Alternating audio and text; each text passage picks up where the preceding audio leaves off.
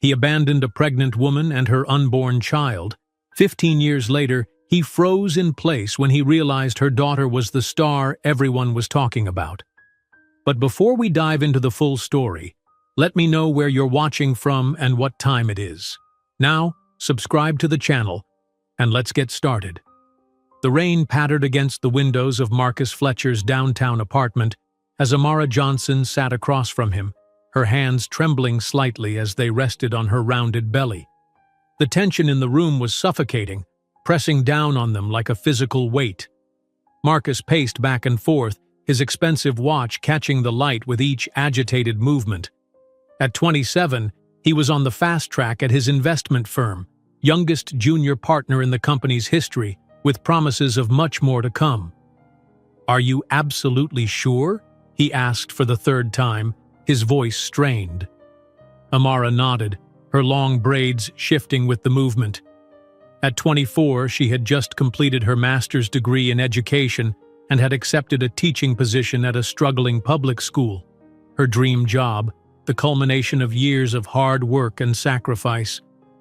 "I'm 8 weeks along," she said quietly. "I took 3 tests." Marcus stopped pacing and stared out the window at the city lights blurred by raindrops.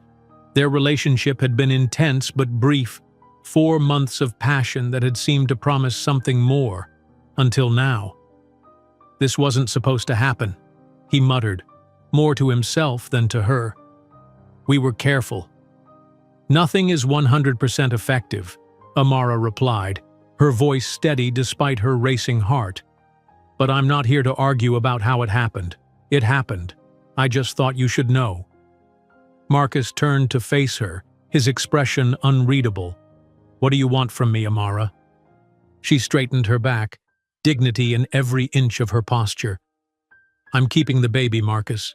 That's already decided. I'm not here to trap you or demand anything. I just thought you deserved to know, and I wanted to understand what role, if any, you want to have." The silence that followed was deafening. Marcus ran his hand over his closely cropped hair, his mind racing through calculations and consequences. His parents, traditional and conservative, would expect him to do the right thing. His firm valued a certain image, family-oriented, responsible, conventional. A child out of wedlock with a woman he barely knew didn't fit that picture. But there was more, much more, that he couldn't articulate even to himself.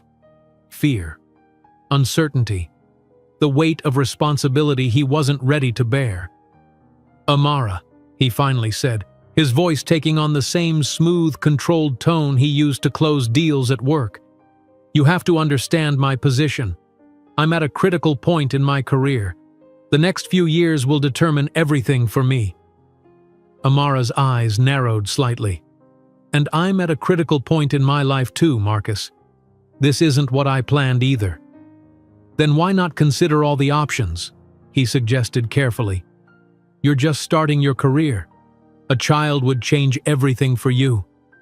The implication hung in the air between them. Amara's hand moved protectively over her stomach. "I've considered all my options," she said firmly. "This is my decision." Marcus felt a flash of annoyance. "A decision that affects me too. Which is why I'm here, giving you a choice about your involvement, but I'm not here to be talked out of my decision." The rain intensified, drumming against the windows like an urgently delivered message neither of them could decipher.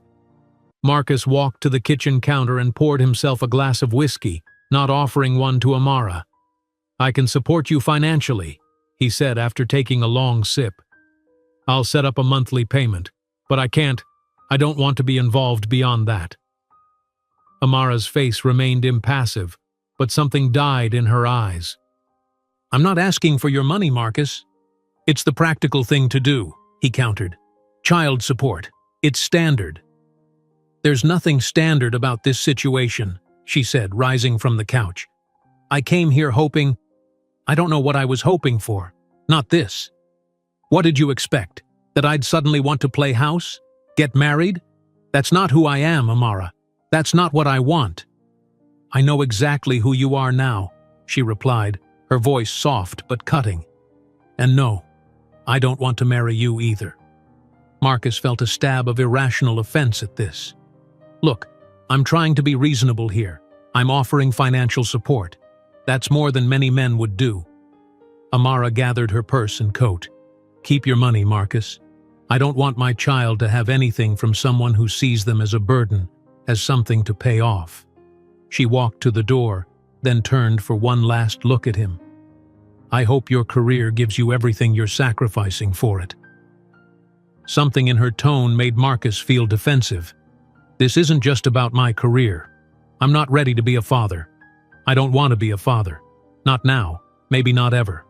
You can't force that on me because of one mistake." Amara flinched at the word mistake, but her expression quickly hardened. "I'm not forcing anything on you. I'm releasing you from all responsibility. Stay away from us. That shouldn't be hard for you." "Amara, be reasonable." "I am being perfectly reasonable," she interrupted. "You've made your position clear. Now I'm making mine clear. This baby and I are a package deal. You don't want the responsibility of a child? Fine. You don't get one. No obligations, no rights, no relationship. That's what you want, right?" Marcus felt cornered, her words hitting harder than he expected. "You're being emotional. And you're being a coward," she replied, opening the door. "Goodbye, Marcus." The door closed behind her with a quiet click that somehow sounded more final than if she had slammed it. Marcus stood frozen for a moment, then downed the rest of his whiskey in one burning gulp. He told himself he'd done the right thing, the sensible thing. He wasn't ready for fatherhood, might never be ready. His own father had been distant and demanding, viewing his children primarily as extensions of his legacy rather than as individuals. Marcus had always feared he'd inherit that same emotional remoteness. Besides, he and Amara barely knew each other. 4 months of dating, mostly late dinners after work and weekend outings, wasn't enough time to build the foundation for co-parenting. They'd enjoyed each other's company, sure, but they came from different worlds. His family had wealth and connections. Hers had worked paycheck to paycheck. He valued ambition and success above all else. She talked passionately about making a difference in children's lives. Marcus poured another drink and tried to silence the small voice inside that whispered he was making a terrible mistake. By morning, he had convinced himself that Amara would come around to a more practical arrangement. She was just upset now, emotional because of the pregnancy. She'd realized that his financial support was the most logical solution. But days passed, then weeks, with no word from Amara. His calls went straight to voicemail, and eventually, her number was disconnected. He considered going to her apartment, but decided against it. She'd made her position clear, and part of him was relieved by her disappearance. It allowed him to return to his life, to focus on the path he'd chosen without the complication she represented. By the time 3 months had passed, Marcus had almost convinced himself that the entire episode had been resolved. Perhaps Amara had reconsidered her options. Perhaps the pregnancy hadn't continued. He deliberately avoided thinking about other possibilities, pushing away the occasional image of Amara's face, the hurt in her eyes when he'd called their child a mistake. His career flourished as he poured all his energy into work, staying later than anyone else, taking on the clients no one else wanted to handle, making himself indispensable to the firm. If sometimes, in the quiet moments before sleep claimed him, he found himself wondering about Amara and the child that might have been, he quickly buried those thoughts under plans and projections for the next day's meetings. Life moved forward. The choice had been made, and Marcus Fletcher did not look back. The first month after leaving Marcus's apartment was the hardest for Amara. Morning sickness hit her with merciless intensity, leaving her exhausted and drained. Worse than the physical symptoms was the hollow ache in her chest, not for Marcus himself, but for the future she had briefly allowed herself to imagine. A supportive partner, a complete family for her child, shared joy and responsibility. Sitting on the bathroom floor of her small apartment after another bout of nausea, Amara wiped her mouth and leaned against the cool wall.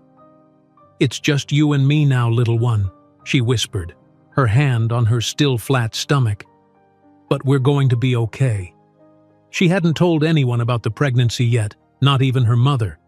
Yvonne Johnson had raised Amara and her two brothers alone after their father walked out when Amara was just 7. She had worked 2 jobs to keep them fed, clothed, and in decent schools, sacrificing her own dreams to give her children opportunities. Amara dreaded disappointing her mother, who had been so proud when Amara became the first in their family to earn not just a bachelor's degree but a master's as well. When she finally gathered the courage to visit her mother's small house in the suburbs, Yvonne took one look at her daughter's face and knew something was wrong. "What is it, baby?" she asked, ushering Amara into the kitchen where a pot of her famous gumbo was simmering. The familiar smell brought tears to Amara's eyes. "Mama, I'm pregnant," she blurted out, unable to find a gentler way to break the news. Yvonne's wooden spoon clattered against the side of the pot. She stared at Amara for a long moment before asking, "That investment banker boy?" Amara nodded, tears spilling down her cheeks. "He doesn't want to be involved. Says he's not ready, that it would complicate his career." Yvonne's expression hardened. Men and their careers. Always an excuse. She turned down the heat under the gumbo and came to sit beside her daughter, taking Amara's trembling hands in her own work-roughened ones. "And what do you want, Amara?" "I want this baby," Amara answered without hesitation. "I know the timing isn't ideal, and I know it's going to be hard, but—" She placed a hand on her abdomen. "This is my child, Mama. I already love them." Yvonne's eyes softened. "Then that's all that matters." She squeezed her daughter's hands. "And you're not alone. You hear me? You will never be alone in this." The relief of her mother's acceptance broke something open inside Amara, and she sobbed against Yvonne's shoulder like she hadn't since she was a little girl. Her mother held her, rocking gently and murmuring reassurances until the storm of emotions passed. Over bowls of gumbo, they began to make plans. Amara would keep her new teaching job. She needed the income and the health insurance. Yvonne insisted that Amara move back home until the baby was born to save money and have support during the pregnancy. "What about child support?" Yvonne asked carefully. "You have rights, baby." Amara shook her head firmly. "He offered money, but I don't want anything from him. Not after the way he talked about this baby like it was a problem to solve, an inconvenience to his precious career." Her voice caught. "I don't want my child to ever feel like they're unwanted or a burden." Yvonne sighed. "Pride won't pay for diapers, Amara. It's not pride, Mama. It's protection. Marcus made it clear he doesn't want to be a father. I'm not going to force him into our lives through legal obligations. My child deserves better than a reluctant, resentful father." Yvonne looked like she wanted to argue further, but instead nodded slowly. "You always were stubborn, just like me." She reached out to touch Amara's cheek gently. "All right then. We do this our way. But if you ever change your mind—" "I won't," Amara said with quiet determination. "We're going to be fine." The weeks passed, and Amara's pregnancy progressed. She started her new job at Westside Elementary, a school in one of the city's most underserved neighborhoods. The principal, Mrs. Torres, was understanding when Amara shared her situation, assuring her that her job would be secure during and after her maternity leave. "We need dedicated teachers like you," Mrs. Torres said warmly. "And this school has always been more like family than just colleagues. We'll support you however we can." That support became crucial as Amara's pregnancy advanced. Her fellow teachers organized a baby shower, gifting her with essentials she would have struggled to afford on her own. When severe back pain made standing at the whiteboard for hours difficult, the school custodian fashioned a special cushioned stool for her classroom. The school nurse checked her blood pressure daily during the last trimester. At home, Yvonne converted her sewing room into a nursery, painting the walls a soft yellow and setting up the crib that had once held Amara and her brothers. Amara's older brother James, now a contractor, fixed up the house on weekends, ensuring everything was safe and functional for the baby's arrival. Her younger brother Dion, still in college, sent his textbook money home with a note saying, "My niece or nephew needs it more than I do." "See?" Yvonne said one evening as they folded tiny onesies together. "You're not doing this alone." Amara nodded, grateful beyond words for her family's support. But sometimes, late at night when the house was quiet, she would feel a crushing wave of anxiety. Could she really do this? Be both mother and father to her child? Provide not just the necessities but the opportunities, the guidance, the love that every child deserved? In those moments of doubt, she would place her hands on her growing belly, feeling the reassuring movements of the life within. "We're going to prove him wrong," she would whisper fiercely. "We're going to be more than fine. We're going to be extraordinary." The birth came 2 weeks early, on a stormy April night that mirrored the night she had told Marcus about the pregnancy. After 14 hours of labor, Amara held her daughter for the first time. 7 pounds, 3 ounces of perfection with a head full of dark curls and eyes that, when they briefly opened, seemed to hold all the wisdom of the universe. "Zora," Amara whispered, her heart expanding with a love so powerful it took her breath away. Zora Yvonne Johnson, named for Zora Neale Hurston, whose books had sustained Amara through difficult times, and for the grandmother who stood beaming at the bedside, tears streaming down her face. "She's beautiful, baby," Yvonne said, gently touching the newborn's tiny fingers. "Perfect in every way." As Amara gazed at her daughter, the lingering pain and resentment toward Marcus began to fade. How could she regret anything that had led to this miracle in her arms? Perhaps someday she would even find gratitude for the path that had brought her here, alone but surrounded by love, beginning this new chapter with her daughter. The first year was a blur of exhaustion, joy, worry, and wonder. Amara took her full maternity leave and then returned to teaching, leaving Zora with Yvonne during school hours. The separation was harder than she had anticipated. Each morning she would kiss Zora's chubby cheeks a dozen times before finally tearing herself away, often arriving at school with tears still drying on her face. But she found unexpected fulfillment in her dual roles. In her classroom, she channeled her maternal instincts into creating a nurturing environment for her students, many of whom came from difficult home situations. And at home, she applied her teacher's patience and creativity to parenting, reading to Zora for hours, singing educational songs, creating sensory activities that delighted her curious daughter. As Zora grew from infant to toddler, Amara began to save diligently. Living with her mother had allowed her to build a modest nest egg, and by the time Zora was approaching her second birthday, Amara had enough for a down payment on a small house not far from her mother's, in a neighborhood with decent schools and safe parks. "Your own place," Yvonne said proudly when Amara signed the closing papers. "You did this yourself." "Not entirely myself," Amara corrected, hugging her mother. "I couldn't have done any of this without you." The little house became a haven, the place where Zora took her first steps across the living room floor, where she spoke her first full sentence, "Mama, book please," where Amara would collapse exhausted each night, only to wake before dawn to prepare for another day of teaching, parenting, and building the life she wanted for her daughter. There were moments, especially on milestone days like Zora's first day of preschool, when Amara would feel a pang of sadness that Marcus wasn't there to witness their daughter's growth.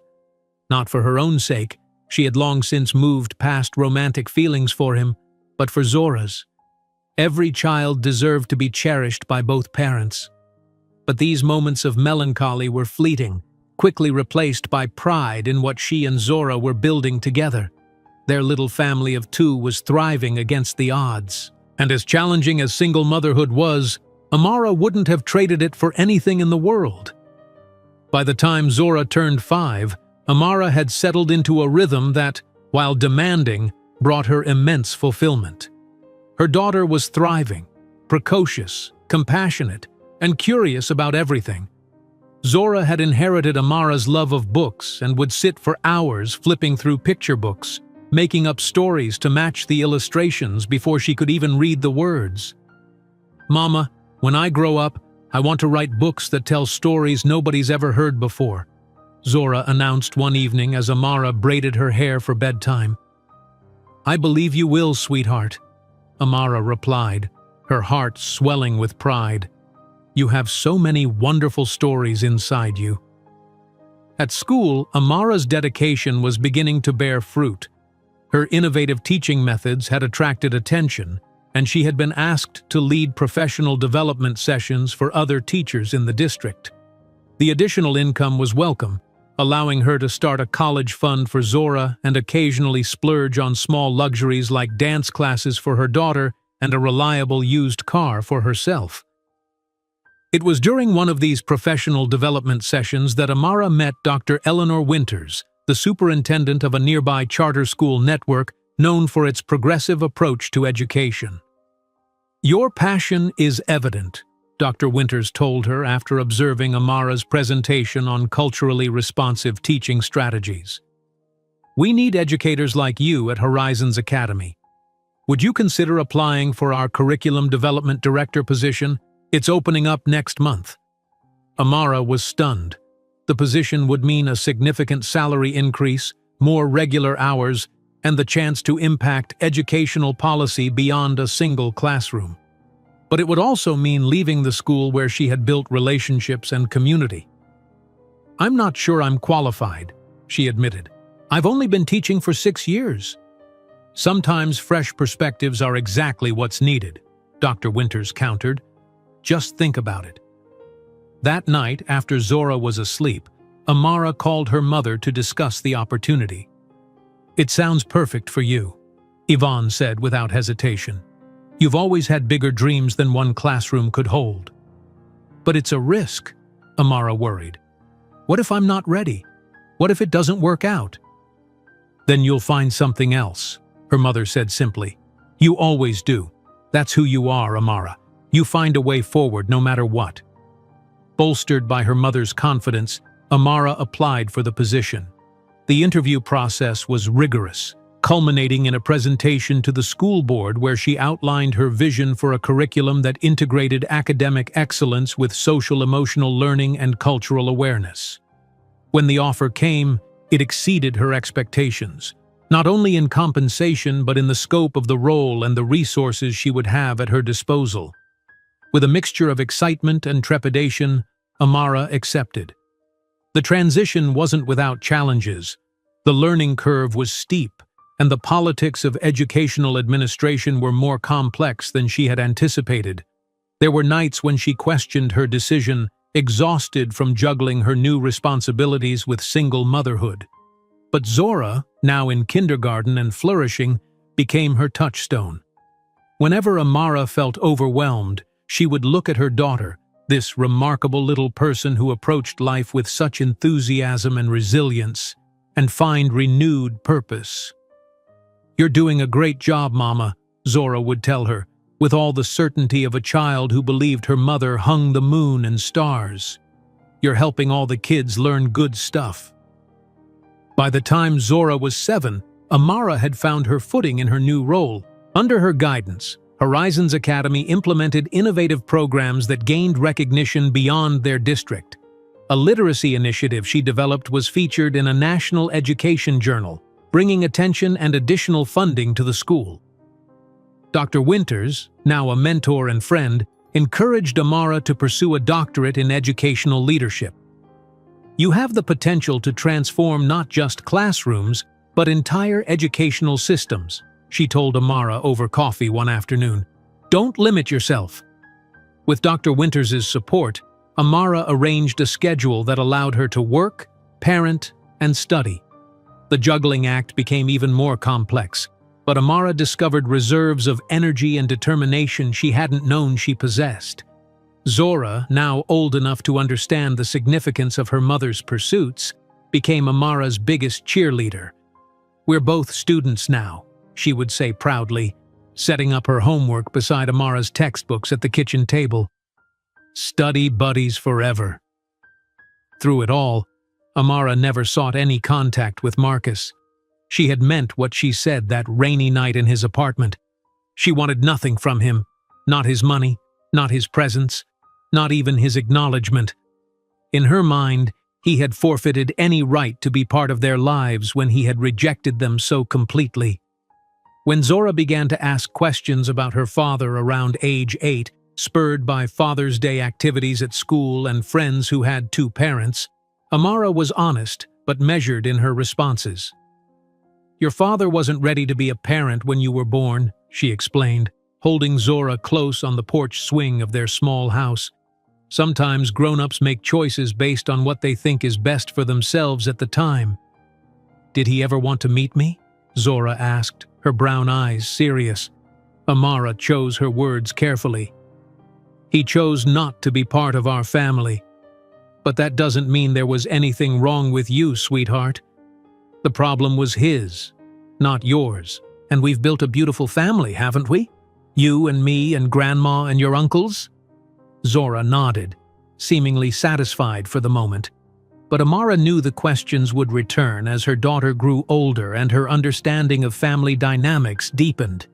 By the time Zora turned 10, Amara had completed her doctorate and been promoted to Executive Director of Curriculum for the entire charter network, overseeing educational programming for 7 schools.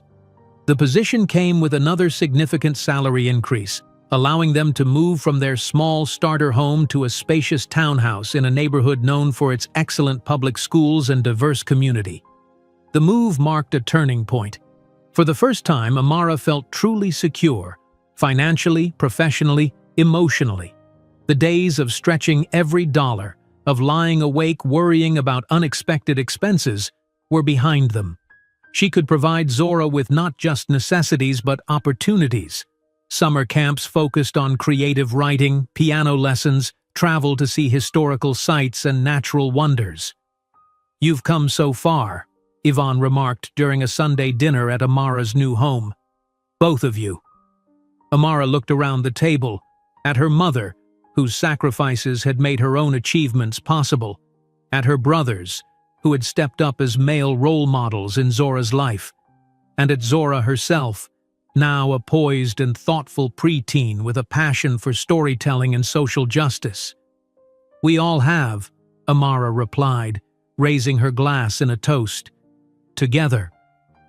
As Zora approached her teenage years, her resemblance to Amara grew stronger, but there were moments when Amara would catch glimpses of Marcus in her daughter, in the determined set of her jaw when she was concentrating, in her analytical approach to problems, in the charismatic way she could persuade others to her point of view.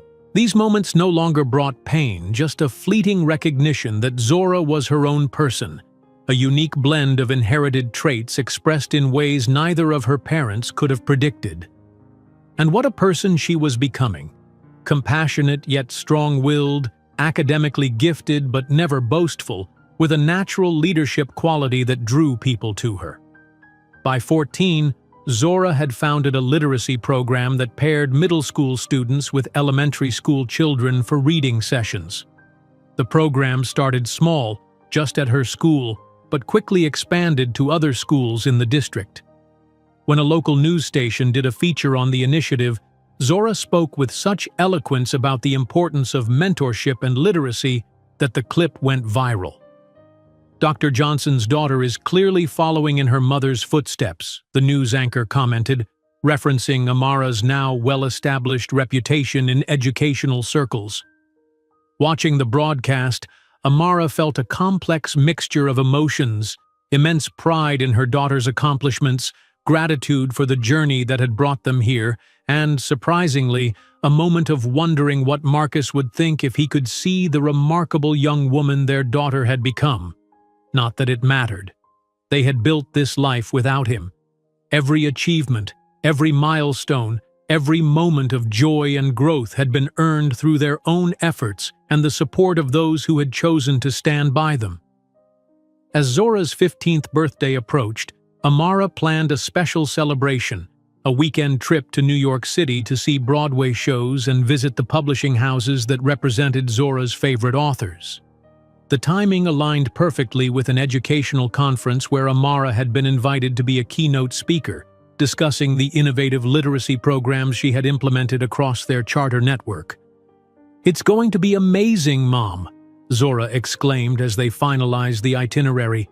"The perfect birthday," Amara smiled, watching her daughter's excitement.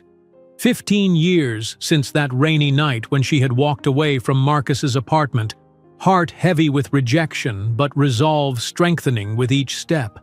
15 years of challenges and triumphs, tears and laughter, growth and transformation. "Yes," she agreed, pulling Zora into a hug. "Perfect." Neither of them could have anticipated that this trip would bring the past rushing back into their lives, setting in motion events that would challenge everything they had built and believed about their family. The corner office on the 42nd floor offered a panoramic view of the city, the same city where Marcus Fletcher had once shared an apartment with dreams that seemed smaller now, despite everything he had achieved. At 42, he was exactly where he had planned to be 15 years ago, senior partner at Braxton & White Investment Group, with a client list that included celebrities, tech moguls, and old money families who trusted him with their considerable fortunes. On paper, Marcus Fletcher was a success story. The financial magazines said so. His bank account confirmed it. The speaking invitations and board appointments validated it. So why did he feel so hollow? Marcus loosened his silk tie and swiveled his chair away from the floor-to-ceiling windows. On his desk, amid the carefully arranged portfolio reports and leather-bound notebooks, sat a silver frame. The photograph showed Marcus flanked by his parents at last year's charity gala, his father, Raymond Fletcher, still imposing at 72, and his mother, Catherine, elegant and reserved as always. They were all smiling, but the smiles didn't quite reach their eyes. His phone rang, pulling him from his thoughts. It was his executive assistant, reminding him of the dinner he had scheduled with Vanessa, his girlfriend of the past 6 months. Relationship number. What was it now? He had lost count of the women who had moved through his life, none staying long enough to disturb the carefully constructed order of his existence. Vanessa would probably be gone by summer. Like the others, she would eventually grow tired of canceled dates due to work emergencies, of his emotional unavailability, of the way he kept his apartment and his heart meticulously arranged to accommodate only himself. "I'll be ready to leave at 7, he told his assistant, glancing at the expensive watch on his wrist, a gift to himself when he made partner 5 years ago. The day proceeded as most days did for Marcus. Meetings with clients, conference calls with overseas investors, strategy sessions with his team. He was good at his job, exceptional in fact. His analytical mind could spot opportunities others missed, and his charisma could convince even the most cautious investors to take calculated risks that often paid off handsomely. But somewhere along the way, the thrill had faded. The rush of closing a major deal, of seeing his strategies yield impressive returns, had diminished to a brief moment of satisfaction before the emptiness returned. At precisely 7 o'clock, Marcus left his office. His driver was waiting at the curb in the sleek black car that was another symbol of his success. As they navigated through evening traffic toward the upscale restaurant where Vanessa would be waiting, Marcus found his thoughts drifting, as they increasingly did in quiet moments, to paths not taken and choices made long ago. 15 years was a significant portion of a lifetime. 15 years of single-minded focus on career advancement. 15 years of collecting achievements like trophies. 15 years of superficial relationships that provided companionship without true intimacy. 15 years since he had last seen Amara Johnson. The memory of her still had the power to discomfort him. The hurt in her eyes that night. The quiet dignity with which she had walked away despite his rejection. For years he had suppressed thoughts of her and the child she had been carrying. His child. Whenever the thought surfaced, he would remind himself of the rational decision he had made. He hadn't been ready for fatherhood. His career had demanded his full attention. It had been the practical choice. But lately, These justifications rang hollow. At 42, with all the trappings of success surrounding him, Marcus found himself plagued by the question, what if? What if he had made a different choice that night? What if he had found the courage to step into the unknown, to embrace the responsibility of fatherhood alongside Amara? What kind of father might he have become? What kind of man? The car stopped in front of the restaurant, its facade glowing warmly in the evening light.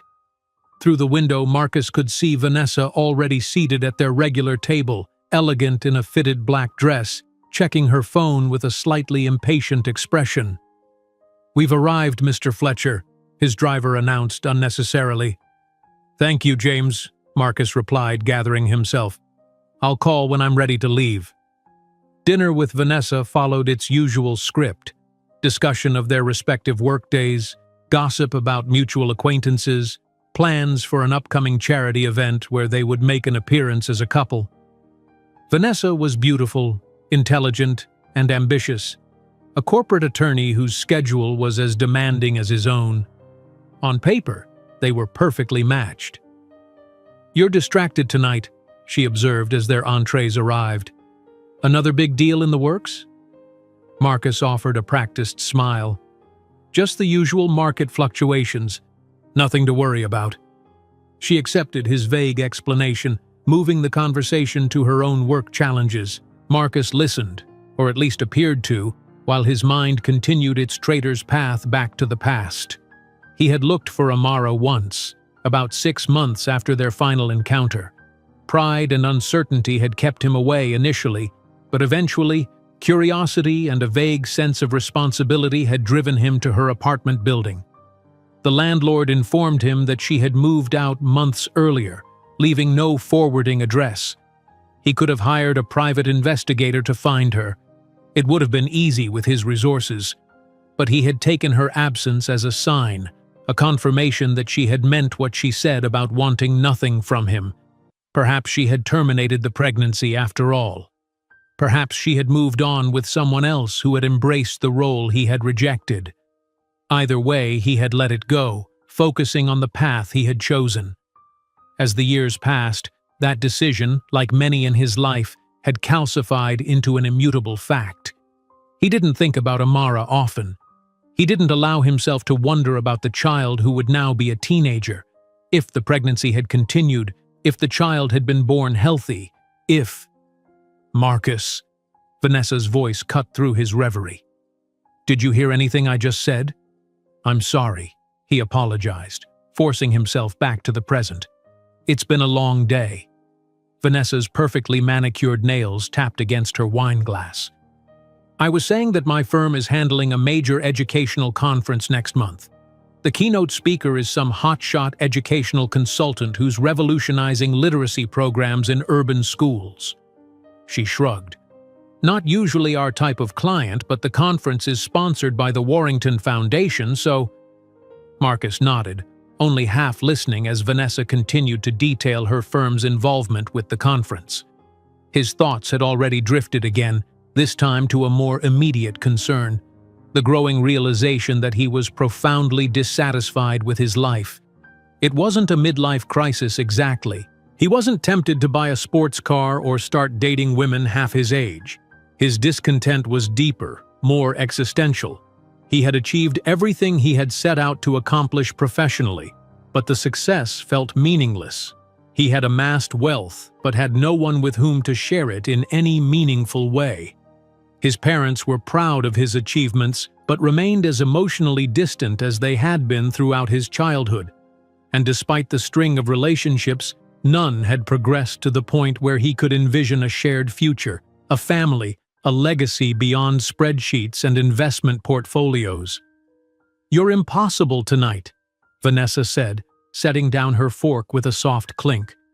"What's really going on with you?" Marcus considered deflecting again, but found himself too weary for the pretense. "I've been thinking about choices, about paths not taken." Vanessa raised a perfectly arched eyebrow. "That sounds ominously philosophical. Should I be concerned?" "No," he said quickly, not wanting to navigate the emotional complications of reassuring her. "Just the usual reflections that come with middle age, I suppose." "You're hardly in your dotage, Marcus," she replied with a small laugh. "But if you're having some sort of existential moment, perhaps you should talk to someone professional. I can recommend my therapist." Marcus forced a smile. "I'll consider it." They finished dinner with polite conversation, but a new tension lingered between them.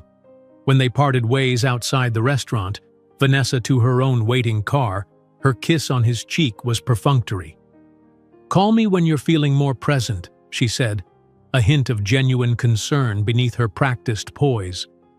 Marcus nodded, already knowing that he probably wouldn't call, that this relationship, like the others, had reached its natural conclusion. He watched her car pull away, then instructed his driver to take him home. In his penthouse apartment, spacious, immaculately designed, and utterly impersonal, Marcus poured himself a scotch and walked to the wall of windows that offered another stunning view of the city.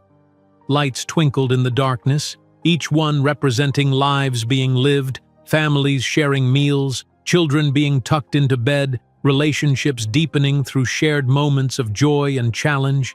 Somewhere out there, did a 15-year-old exist who shared his DNA? A teenager with his analytical mind or his mother's artistic talent? Did this child, his child, ever wonder about him? The father who had chosen career ambition over family?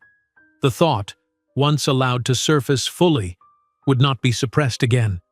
It expanded in his consciousness, demanding attention, insisting on reckoning. Marcus took a long sip of scotch, feeling the familiar burn in his throat. He had spent 15 years running from this moment of truth, burying it under achievements and acquisitions. But standing alone in his pristine apartment, surrounded by the evidence of his success, Marcus Fletcher finally admitted to himself that he had made a devastating mistake. The realization came not as a sudden epiphany, but as the quiet culmination of years of unacknowledged regret. He had chosen wrong. And now, at 42, he was living with the consequences. Wealth without purpose, achievement without meaning, relationships without depth.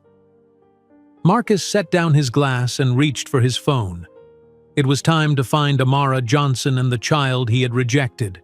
Not to disrupt their lives or to claim rights he had forfeited, but to acknowledge the truth and perhaps, if they were willing, to offer something more than the financial support he had once believed was sufficient. It was time to face the greatest failure of his meticulously planned life. New York City embraced Amara and Zora with its characteristic energy, vibrant, chaotic, exhilarating. Their hotel, a boutique establishment in Midtown, offered the perfect base for their weekend adventures. Zora had spent the morning of her 15th birthday bouncing between the window and her suitcase, too excited to settle on which outfit to wear first. "Mom, can we go to the Strand bookstore today, before your conference stuff starts?" Zora asked, her long braids swinging as she turned from the window.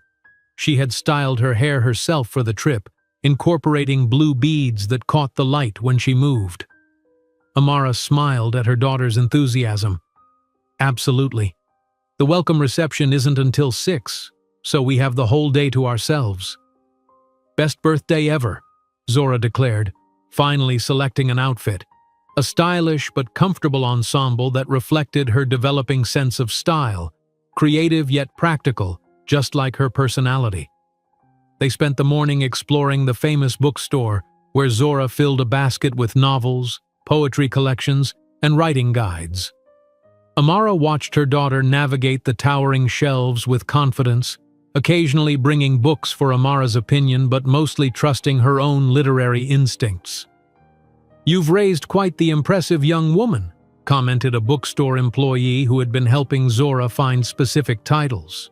"Most teenagers her age are glued to their phones, not discussing comparative literature." "She's always been her own person," Amara replied with pride. "Books have been her passion since before she could read them." After the bookstore, they enjoyed lunch at a small cafe, followed by a leisurely walk through Central Park. The spring day was perfect. Warm sunshine tempered by a gentle breeze, the park's trees displaying their fresh green foliage. "I could live here," Zora said, spinning around with her arms outstretched. "I'm going to college in New York, NYU or Columbia, and then I'll become a famous author and have an apartment overlooking the park." Amara laughed. "I have no doubt you'll achieve exactly that if it's what you want." "You don't think I'm being unrealistic?" Zora asked, suddenly serious. "Ms. Pearson said I should be more practical about my future plans." "Ms. Pearson means well," Amara said carefully, referring to Zora's guidance counselor. "But she doesn't know you like I do. You've never let obstacles stop you before. Why start now?" Zora's smile returned, brighter than before. "Thanks, Mom. You always know what to say." As the afternoon progressed, they made their way back to the hotel to prepare for the evening's conference reception. Amara changed into a tailored pantsuit that projected professional confidence, while Zora chose a sophisticated dress that made her look older than her 15 years. "You look beautiful, sweetheart," Amara said, feeling a momentary pang at how quickly her daughter was growing up. "Are you sure you won't be bored at this reception? We could order you room service instead if you'd prefer." "And miss seeing my mom in action?" "No way," Zora insisted. "Besides, you said there might be publishers there. I want to learn how the industry works." Always thinking ahead, always planning. In this, Zora reminded Amara of herself, determined, focused, unwilling to let circumstances dictate her path. The reception was being held in a grand ballroom at a historic hotel near their own. As they entered, Amara was immediately greeted by colleagues and admirers of her work. Zora stayed close at first, observing the professional interactions with keen interest, before gradually gaining confidence to engage in conversations herself. Amara watched with pride as her daughter charmed a group of educators with her insights on student-led literacy initiatives. Zora's poise and articulation belied her youth, and more than one attendee assumed she was a college student rather than a high school freshman. "Dr. Johnson, what a pleasure to finally meet you in person," a woman approached, extending her hand. "I'm Elaine Warrington of the Warrington Foundation. Your keynote tomorrow is the highlight of our program." "The pleasure is mine," Amara replied warmly. "Your foundation's work in educational equity has been groundbreaking." "And who is this impressive young woman?" Elaine asked, turning to Zora. "This is my daughter, Zora. We're combining my conference with her birthday celebration this weekend." "How wonderful! Happy birthday, Zora. Are you following in your mother's educational footsteps?" "I'm more interested in writing and publishing," Zora answered confidently. "But I've learned so much from my mom about the importance of literacy and educational access." "Well, you must meet my husband, Daniel. He sits on the board of Meridian Publishing. Perhaps he can offer some industry insights." Elaine waved across the room to a distinguished man in conversation with several others. "Daniel, come meet Dr. Johnson and her daughter." As Daniel Warrington excused himself from his group and began making his way toward them, Amara's attention was momentarily drawn to a commotion near the entrance. A latecomer had arrived, someone important judging by the reaction of those near the door. Heads turned, whispers circulated. Amara returned her focus to the approaching Daniel Warrington, but Zora was still looking toward the entrance, her expression curious. "That man looks familiar," she murmured. "Where have I seen him before?" Before Amara could respond, Daniel reached them. "Elaine, always pulling me away from boring conversations to meet interesting people," he said good-naturedly, shaking Amara's hand. "Dr. Johnson, your work on inclusive literacy frameworks has been revolutionary. We're honored to have you at our conference." "Thank you for the opportunity to share our results," Amara replied. "And this is my daughter, Zora, who's celebrating her 15th birthday this weekend." "A birthday in New York! How exciting!" Daniel said, turning his attention to Zora. "And you're interested in publishing, I hear." As Zora engaged in conversation with the Warringtons about the publishing industry, Amara became aware of a shift in the room's energy. The important latecomer was moving through the crowd, stopping to greet various attendees, gradually making his way in their general direction. Something about the man's silhouette triggered a distant memory, but Amara dismissed it. In her position, she met countless people at conferences and educational events, likely someone she had encountered professionally at some point. Amara? Amara Johnson? The voice froze her in place. A voice unchanged by 15 years. A voice that had once whispered affection in her ear before speaking words of rejection that altered the course of her life. Slowly, she turned.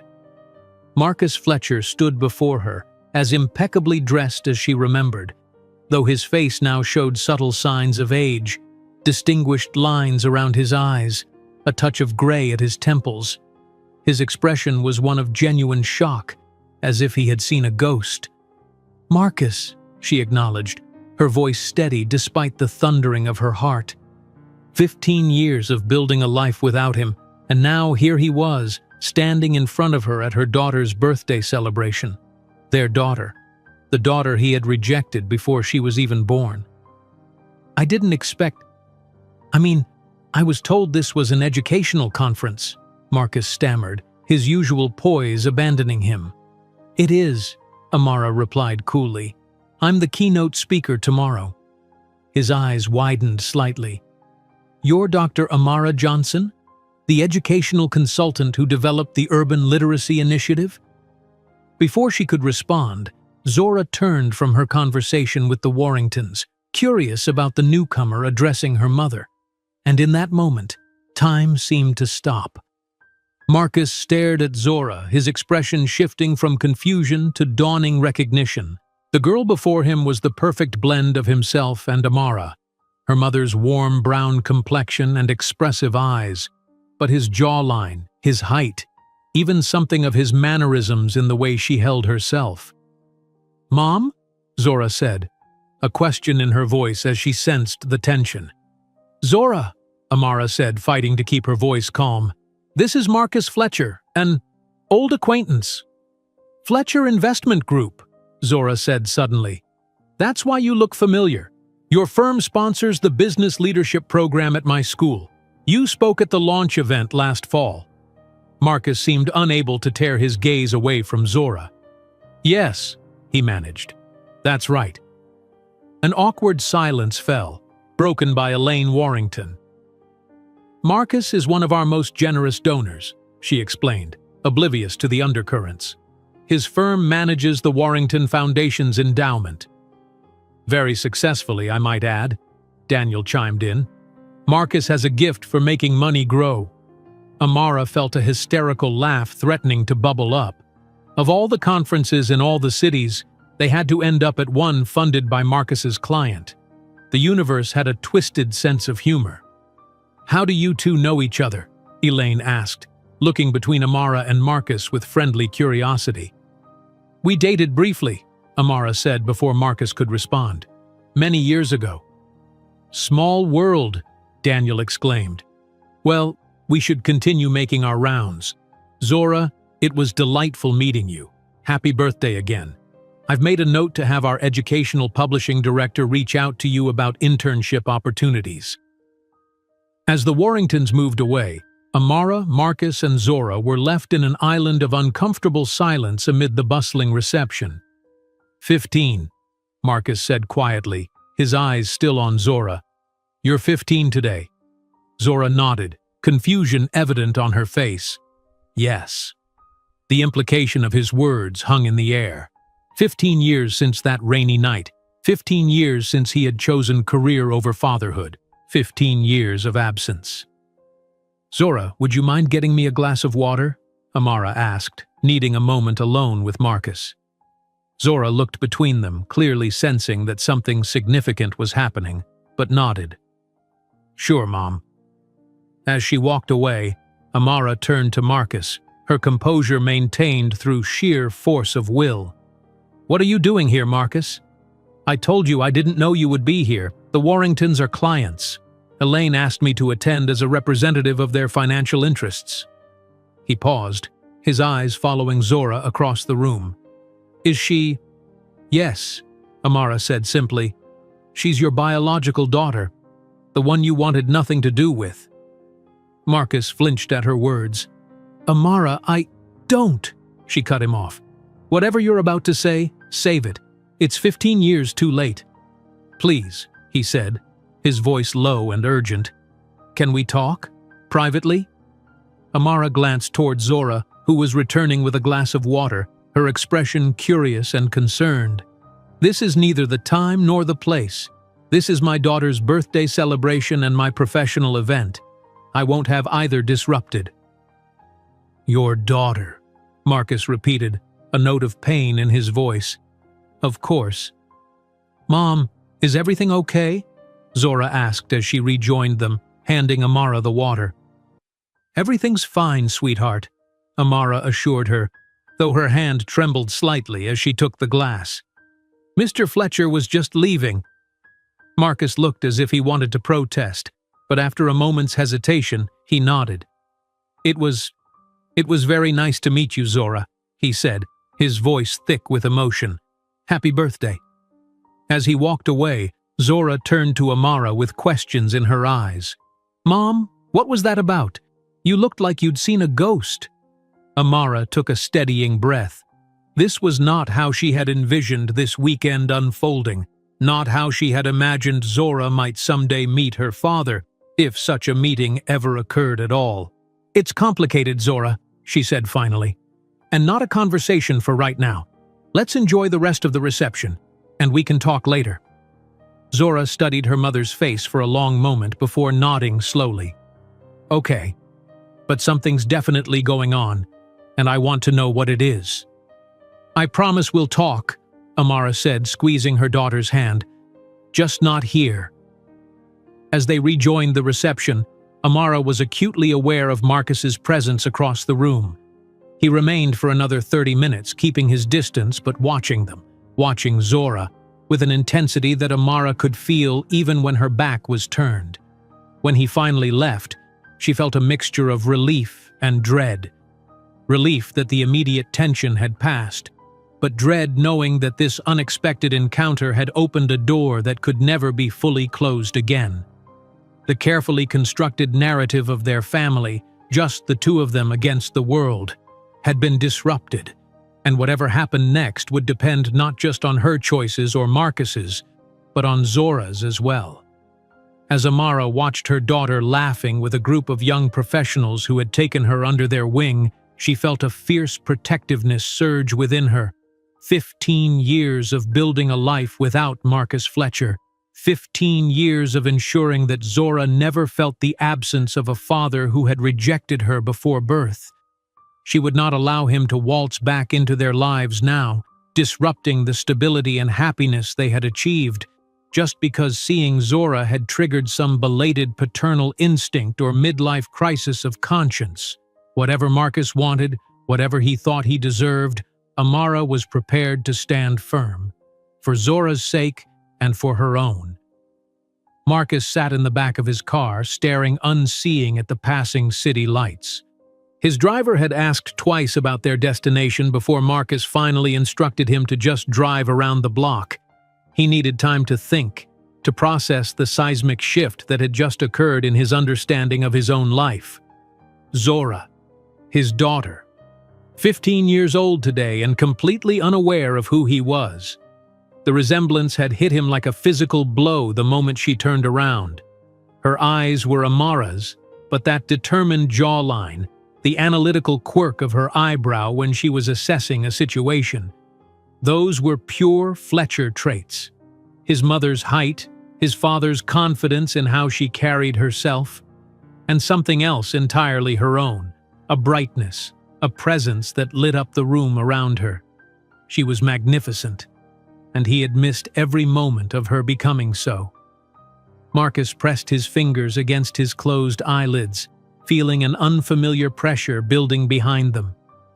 When was the last time he had been moved to tears? He couldn't remember. His phone buzzed with a text from Vanessa. "How's the boring finance reception?" He ignored it, instead pulling up the browser on his phone to search for Amara Johnson. The results were impressive. articles about her educational initiatives, interviews where she discussed literacy methodologies, photographs of her accepting awards.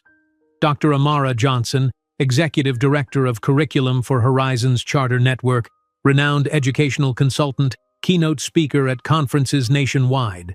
While he had been accumulating wealth and status, she had been building something meaningful, not just a career but a positive impact on countless young lives. And she had raised their daughter apparently with no support from him, financial or otherwise. The realization filled him with shame. He had offered money, the easiest thing for him to give, and she had refused it, choosing instead the harder path of true independence. Marcus instructed his driver to take him to his hotel, a different one from where the conference was being held. In his suite, he poured himself a drink but left it untouched on the side table as he paced the room. He needed to speak with Amara privately, to explain… What? That he regretted his decision? That seeing Zora had awakened something in him that he hadn't known was missing? Would any of that matter to the woman who had walked away from his apartment 15 years ago and built a successful life without him? After an hour of mental circles, Marcus made a decision. He would attend Amara's keynote address tomorrow, and afterward, he would find a way to speak with her alone. Not to insert himself into their lives, but at least to acknowledge his past mistake and perhaps, if she was willing, to learn more about the daughter he had never known. Morning found him in the conference hotel ballroom, seated near the back as Amara took the stage to enthusiastic applause. She looked commanding and confident in a deep blue suit, her braids styled elegantly away from her face. Her presentation was masterful, articulate, passionate, backed by compelling data about the impact of her literacy programs on student outcomes. Marcus found himself genuinely impressed by her expertise and the way she engaged the audience. This was not the same young woman who had sat nervously in his apartment 15 years ago. This was Dr. Amara Johnson, respected authority in her field, moving comfortably in professional circles that likely would have intimidated her younger self. From his vantage point, he could see Zora seated in the front row, watching her mother with unmistakable pride. Several times during the presentation, Amara would make a point that resonated particularly strongly, and Zora would nod as if they had discussed this concept many times before, a shared language between mother and daughter that went beyond words. When the presentation concluded with a standing ovation, Marcus remained in his seat, watching as audience members lined up to speak with Amara. He would wait until the crowd thinned before approaching her. As he waited, his phone buzzed again. Vanessa, with another text expressing mild annoyance that he had not responded to her earlier message. With a sigh, Marcus typed a brief response. "We need to talk when I return to the city. Things have changed." It was abrupt, perhaps unkind, but his mind was too full of Amara and Zora to construct something more tactful. Finally, as the ballroom began to empty, Marcus approached the stage where Amara was gathering her presentation materials. Zora had stepped away, engaged in conversation with Elaine Warrington near the entrance. "Your presentation was extraordinary," Marcus said quietly as he reached her. Amara looked up, her expression immediately guarded. "Thank you. I didn't expect to see you here." "I needed to talk to you," he admitted. "Properly, not in the middle of a reception." Amara glanced toward Zora, then back to Marcus. "I don't think we have anything to discuss, Marcus. What's done is done." "Please," he said, an unfamiliar note of vulnerability in his voice. 5 minutes. That's all I'm asking." Amara studied him for a moment, then nodded curtly. 5 minutes. There's a small meeting room just off the lobby. I'll meet you there in 10 minutes after I make sure Zora is settled." "Thank you," Marcus said, relief washing over him. It was more than he had dared to hope for. The meeting room was austere, a simple table surrounded by chairs with bland corporate artwork on the walls. Marcus paced nervously, rehearsing what he wanted to say, knowing that none of it would probably come out as planned once Amara was actually in front of him. When she entered precisely 10 minutes later, her professional demeanor was firmly in place, as if she were preparing for a difficult negotiation rather than a conversation with the father of her child. 5 minutes, she reminded him, remaining standing near the door. Marcus nodded, suddenly finding his carefully prepared words inadequate. Zora she's remarkable, he said finally. Yes, she is, Amara agreed, her expression softening slightly at the mention of her daughter. She's the best thing that ever happened to me. I can see why, Marcus said. Amara, I know nothing I say now can change the past 15 years, but I want you to know that I've regretted my decision. Not immediately. I was too selfish then to understand what I was throwing away. But over time, the emptiness of the path I chose became clearer. Amara's expression remained carefully neutral. Is that supposed to mean something to me now, Marcus? That you eventually realized you made a mistake? No, he admitted. I don't expect it to change anything for you. You've built an amazing life, a successful career. You've raised an incredible daughter without any help from me. I needed to say it, to acknowledge that I was wrong. Fine, you've acknowledged it. Amara crossed her arms. What do you want now, Marcus? Because if you think you can waltz back into our lives after 15 years of silence— I don't, he interrupted quickly. I have no right to be part of your lives. I forfeited that right when I chose my career over my child. I understand that. Then what is this about? Marcus took a deep breath. I'd like to know about her. Not to interfere. Not to claim any place in her life that I haven't earned. Just to know who she is. What she likes. What makes her who she is. Amara's guard lowered slightly, confusion replacing some of the defensiveness in her expression. Why now? Because you happened to run into us? If we hadn't been at this conference, would you ever have sought us out? I'd like to say yes, Marcus replied honestly. But I don't know. Seeing her, seeing you both, was like waking up from a 15-year sleepwalk through my own life. But even before yesterday, I'd been questioning the choices I made, the priorities I set. Midlife crisis? Amara suggested, a hint of bitterness in her tone. Maybe, Marcus conceded. Or maybe just finally growing up enough to recognize what matters. Amara sighed, moving further into the room and leaning against the conference table. What exactly are you asking for, Marcus? Visitation rights? A relationship with Zora? Because I need to be very clear. That's not my decision to make. Zora is 15, old enough to have a say in who is part of her life.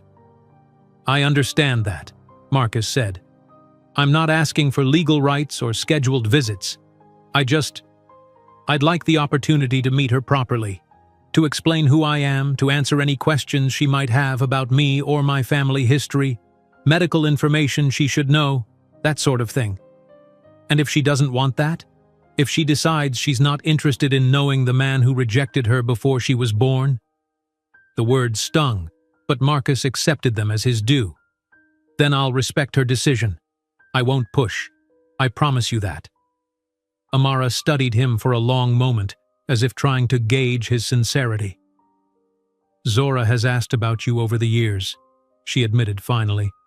I've never lied to her, but I've been selective in what I've shared.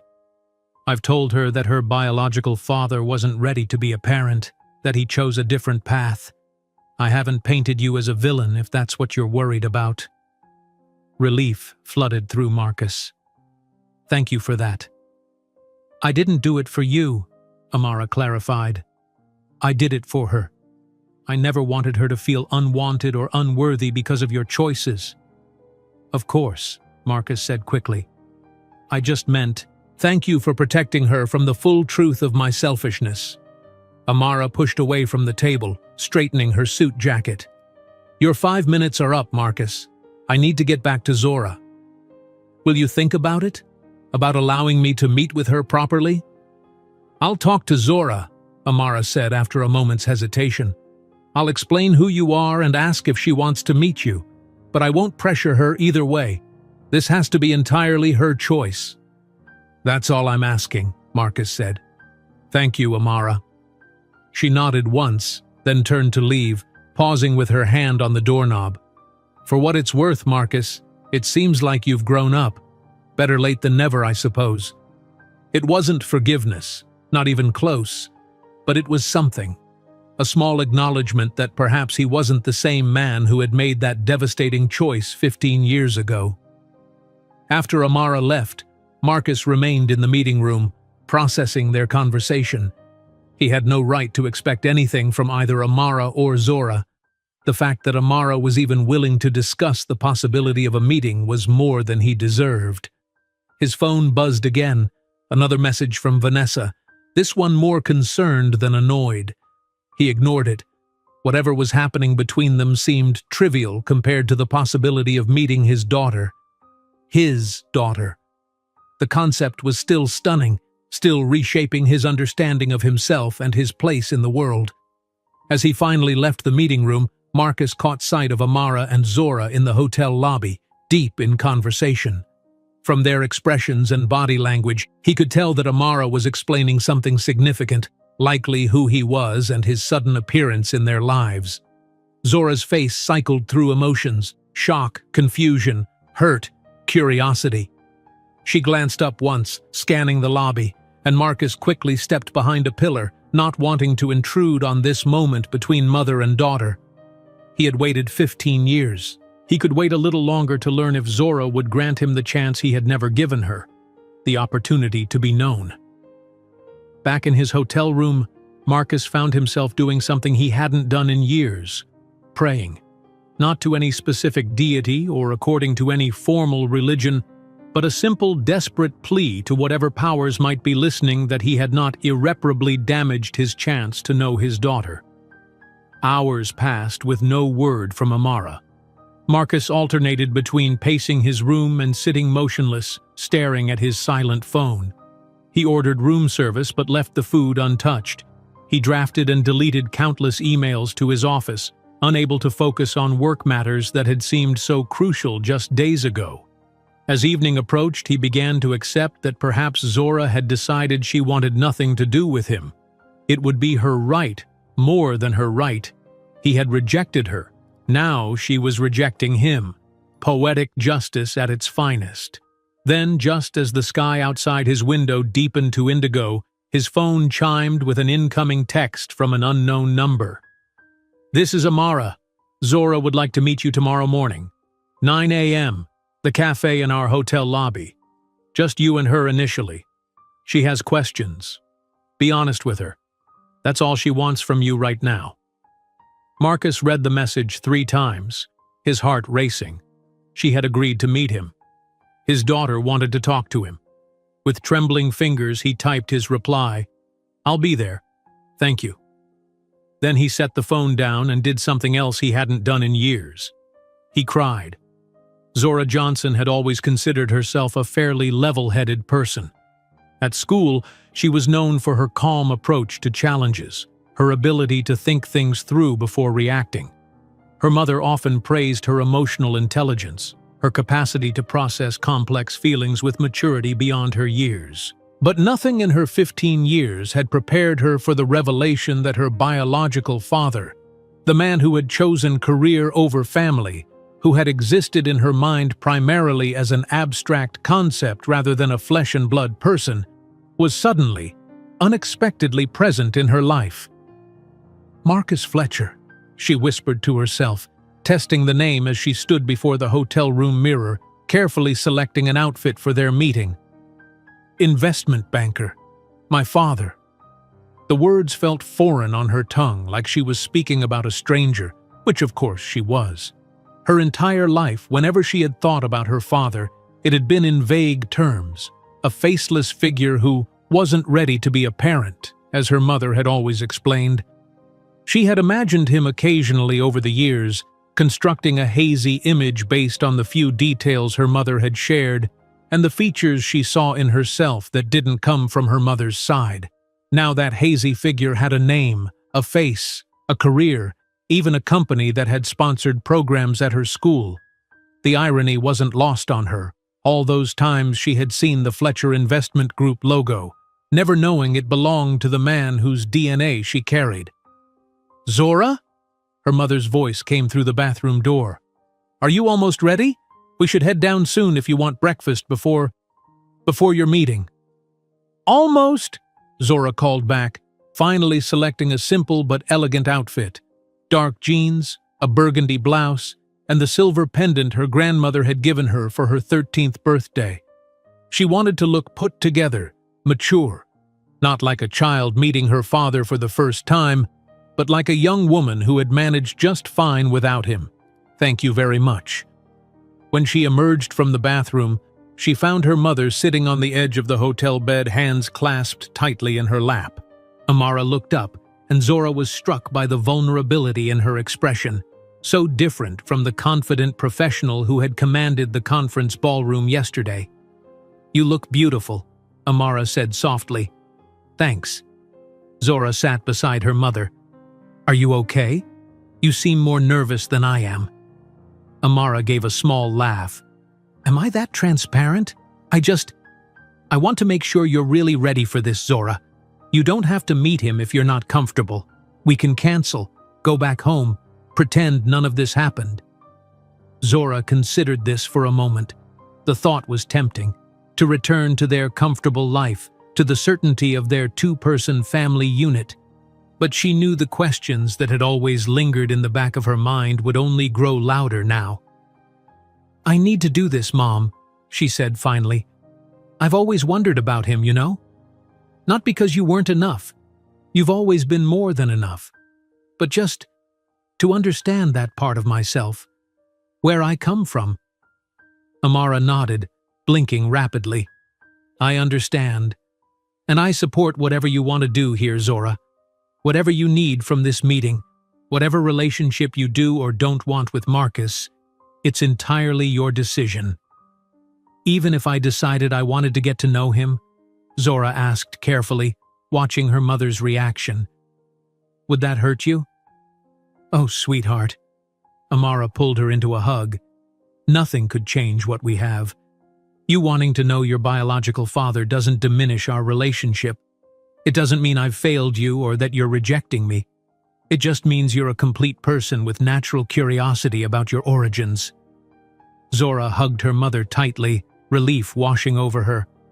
"Thanks, Mom, for everything, for always being honest with me, for never making him out to be a villain, even though—" She trailed off, not wanting to voice the thought that had been circling in her mind since yesterday, that any man who could walk away from her mother, from the possibility of her, didn't deserve forgiveness. "Marcus made a choice that hurt us both," Amara said, pulling back to look at her daughter. "But people can change, Zora. I'm not saying he has, or that you should forgive him. I'm just saying, go into this meeting with an open mind. Ask your questions. See who he is now, not just who he was 15 years ago." "I will," Zora promised. "But I'm not making any promises beyond just talking to him today." "That's more than fair," Amara assured her. "Now, let's get some breakfast. Whatever happens with Marcus Fletcher, you still need to eat." The hotel cafe was busy with morning traffic. Conference attendees grabbing coffee before sessions, tourists planning their day's adventures, business travelers checking emails over breakfast. Zora and Amara found a quiet table in the corner, where they could see the entrance but were partially shielded by a large potted plant. "Do you want me to stay until he arrives?" Amara asked as they sipped their drinks. Coffee for her, hot chocolate for Zora, despite her attempts to develop a taste for coffee like her mother. Zora considered the question. Part of her wanted her mother's reassuring presence, but another part, the independent young woman she was becoming, wanted to handle this on her own. "I think I should do this myself," she said finally. "But maybe stay within sight, just in case?" "I'll be right over there," Amara promised, pointing to the hotel lobby where comfortable seating areas were arranged around a fireplace. "Close enough if you need me, but not hovering." "Perfect." Zora checked her phone. 8:53. 7 minutes until the man who had contributed to her existence was scheduled to appear. Amara squeezed her hand. "Remember, sweetheart, you're in control here. You can ask whatever you want, and you can end the conversation whenever you're ready." "I know, Mom. I'll be okay." Amara hesitated, then rose from the table. "I'm so proud of you, Zora, for your maturity, your compassion, your willingness to face difficult situations head-on. No matter what happens today, that doesn't change." As her mother walked to the lobby area, Zora took a deep breath, mentally reviewing the questions she had prepared last night. There was so much she wanted to know, from practical matters like his family's medical history to the more painful questions about why he had chosen to reject her and her mother. At precisely 8:59, Marcus Fletcher entered the cafe. He was dressed more casually than at the reception, dark jeans similar to her own and a light blue button-down shirt rather than a business suit. He paused at the entrance, scanning the room until his gaze found her. Recognition and something more complex flickered across his features before he approached her table. "Zora," he said, his voice slightly unsteady. "Thank you for agreeing to meet with me." She gestured to the chair across from her. "Please, sit down." He did so, his movements careful, as if he were approaching a wild animal that might bolt at any sudden gesture. A server appeared, and Marcus ordered black coffee, his eyes never leaving Zora's face. "You look so much like your mother," he said when the server departed. "But I can see myself in you too. The Fletcher jawline, my mother's height." "I know," Zora replied, finding her voice steadier than she had expected. "I've been told I have her eyes but your analytical expression. At least, that's what my Uncle James says." "Your Uncle James?" "My mom's brother. He and Uncle Dion have been the male role models in my life," Zora said, watching his reaction carefully. "Along with my grandfather before he passed away." A flicker of pain crossed Marcus's face, but he nodded. "I'm glad you've had that support." An awkward silence fell between them. Zora took a sip of her hot chocolate, buying time as she gathered her thoughts. "I have questions," she said finally. "A lot of them. And I want honest answers, not whatever you think I want to hear." "I understand," Marcus replied solemnly. "I promise to be completely honest with you, Zora, no matter how difficult the questions or how unflattering the answers might be to me." The server returned with Marcus's coffee, creating another brief pause in the conversation. When they were alone again, Zora decided to start with the most straightforward questions. "Medical history," she said. "Any conditions or diseases that run in your family that I should know about?" If Marcus was surprised by the practical nature of her first question, he didn't show it. "My father has high blood pressure and had a mild heart attack at 65, but he's 72 now and doing well with medication. My mother had breast cancer at 52 but has been in remission for 15 years. No other significant conditions that I'm aware of." Zora nodded, mentally filing away this information. "Are your parents still alive? Do they know about me?" Marcus shifted uncomfortably. "Yes, they're both still alive. And no, they don't know about you. I never told anyone about your mother's pregnancy." "Why not?" Zora asked, her voice sharper than she intended. "Were you ashamed?" "Not ashamed, no," Marcus said quickly. "Afraid, perhaps. My parents are traditional. They would have expected me to marry your mother immediately, regardless of whether that was what either of us wanted. And at the time I was so focused on my career, on proving myself at the firm." He trailed off, seeming to realize that his explanation sounded hollow. "So you just pretended we didn't exist," Zora concluded. Marcus looked down at his coffee cup. "Yes," he admitted, "that's exactly what I did. It was cowardly and selfish." His honesty surprised her. She had expected excuses, justifications, attempts to paint his actions in a more favorable light.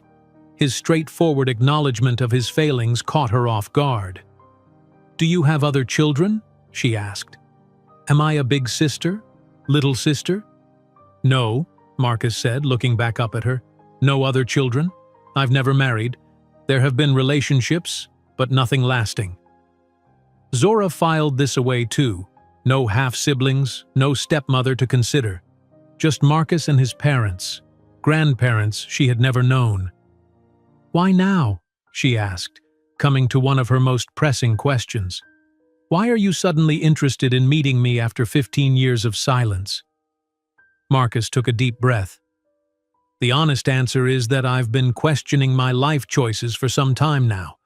I've achieved everything I thought I wanted professionally, but found it empty, meaningless. He paused, seeming to choose his words carefully. I had actually been thinking about trying to find you and your mother to at least acknowledge my mistake. But running into you at the reception was pure coincidence. Seeing you, recognizing myself in you, was like a physical shock. So what do you want from me now? Zora asked bluntly. A relationship? Visitation? What? I want whatever you're willing to give, Marcus replied. I have no right to demand anything from you, Zora. I forfeited that right 15 years ago. If all you want is this one conversation for closure, I'll respect that. If you're open to more, to getting to know each other over time, I would be grateful for the opportunity. But this is entirely your decision. Zora studied him, trying to gauge his sincerity. There was an intensity in his expression, a vulnerability that seemed at odds with the successful investment banker image. I'm angry with you, she said finally, surprising herself with the admission. I've never let myself feel that before. Mom never encouraged me to be angry about not having a father. She always focused on how complete our family was, just the two of us. But sitting here, looking at you, I'm angry. You missed everything. My first steps, my first words, my first day of school, all my birthdays, and not because you couldn't be there, but because you chose not to be. Marcus didn't flinch from her words. You have every right to be angry, he said quietly. I deserve that anger. I missed everything, and those are moments I can never get back. That you can never get back. Having a father present for those milestones. Why should I give you a chance now? Zora demanded, tears threatening despite her determination to remain composed. Why should I let you into my life when you didn't want me in yours? You shouldn't, Marcus said simply. Not for my sake, at least. The only reason to consider allowing me into your life would be if you think it might benefit you in some way, if knowing me, understanding that part of your heritage, would add something valuable to your life. His answer wasn't what she expected, and Zora found herself momentarily speechless. She had anticipated him to plead his case, to try to convince her to give him a chance. His acceptance of her potential rejection was disconcerting. I need to think about this, she said finally. This is a lot to process. Of course, Marcus agreed immediately. Take all the time you need. I'm in New York until Wednesday if you decide you want to talk again before you leave. And after that, I'm just a phone call away. No pressure, no expectations. Zora nodded, finishing the last of her hot chocolate. I should go. My mom and I have plans for the day. Broadway shows, right? Marcus said, then quickly added, Your mother mentioned it yesterday, that you were here for your birthday weekend. Yes, Zora confirmed, standing up. Thank you for answering my questions. Thank you for asking them, Marcus replied, rising as well. And Zora, happy birthday again. 15 looks good on you. A small, unexpected smile tugged at her lips. Thanks. As she walked away from the table, toward where her mother waited in the lobby, Zora felt oddly lighter. The meeting hadn't resolved anything. Her feelings about Marcus were still a complicated tangle of curiosity, resentment, and tentative interest. But having faced him, having asked her questions and received honest answers, had given her something she hadn't realized she needed: agency in the situation. For 15 years, her father's absence had been a fact of her life, something that had happened to her before she was even born. Now, for the first time, the choice was hers, whether to allow him into her life, in what capacity, and on what terms. These decisions belonged to her. As she reached her mother, Amara stood up, concern evident in her expression. How did it go? Zora considered the question. It was informative, she said finally. He was honest, I think. Didn't make excuses. That's something, Amara acknowledged. Are you okay? I'm not sure yet, Zora admitted. Can we just enjoy our day? See the shows? Have lunch at that place you found? I need to think about all this." "Of course," Amara said, wrapping an arm around her daughter's shoulders. "Today is about celebrating you, nothing else. Broadway and cheesecake, as promised." As they walked out of the hotel into the bright New York morning, Zora glanced back once. Through the cafe window, she could see Marcus still seated at their table, staring into his coffee cup with an expression she couldn't quite read. 15 years too late, her father had entered her life. The question now was whether she would allow him to stay. The remainder of the weekend passed in a whirlwind of Broadway shows, museum visits, and New York adventures. True to her word, Amara kept the focus on celebrating Zora's birthday, allowing her daughter the space to process the unexpected meeting with Marcus at her own pace. For his part, Marcus maintained his distance, sending only a brief text message to Amara on Sunday evening. "Thank you for allowing me to meet Zora. The decision about any future contact is entirely hers. I'll respect whatever she chooses." Amara showed the message to Zora, who read it silently before handing the phone back without comment. Her thoughtful expression told Amara that her daughter was still working through her complicated feelings about the situation. By Monday morning, it was time to return home. As they packed their bags and prepared to check out of the hotel, Zora finally broke her silence on the subject. "I think I want to talk to him again," she said, carefully folding a sweater into her suitcase. "Not right away, but eventually. Is that okay?" Amara paused in her own packing, giving her daughter her full attention. "Of course it's okay, sweetheart. This is your decision. I told you I'd support whatever you choose." "But how do you feel about it?" Zora pressed. "Really, Mom, I want to know." Amara sat on the edge of the bed, considering her response carefully. "Honestly, it's complicated. Part of me is wary. Marcus hurt us both, and I don't want to see you disappointed if he can't be the father you might hope for." She took a deep breath.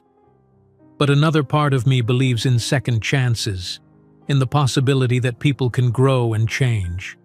And most importantly, I believe in your judgment, Zora. You're thoughtful and insightful, and you'll protect your heart while still being open to possibilities. That's who you are." Zora nodded slowly. "I'm not rushing into anything. I want to know more. About him, about that side of my family. It feels like there's this whole part of me that's been a mystery." "I understand," Amara said softly, "and I want you to have answers to those questions." "You're still my mom," Zora said firmly, looking directly into Amara's eyes. "Nothing changes that. Ever." Amara felt tears welling up. "I know, baby. Nothing could ever change what we have." They finished packing in companionable silence, the weight of the decision acknowledged but not overwhelming. Before they left the room, Zora sent a text to the number Marcus had provided. "This is Zora. I'm not ready for regular contact yet, but I'd like to email occasionally, if that's okay with you." His response came almost immediately. "I'd be honored. Thank you for giving me this chance." Zora showed the exchange to her mother, who nodded approvingly. "Email is good. It gives you control over the pace and content of the communication." "That's what I thought," Zora agreed. "Plus, I can think about what I want to say instead of being put on the spot." As they headed to the airport, returning to their regular lives, both mother and daughter knew that a significant shift had occurred. Not an earthquake that destroyed their foundation, but a recalibration that acknowledged new possibilities while honoring the strength of what they had built together. Back in his office on Tuesday morning, Marcus struggled to focus on the investment portfolios before him.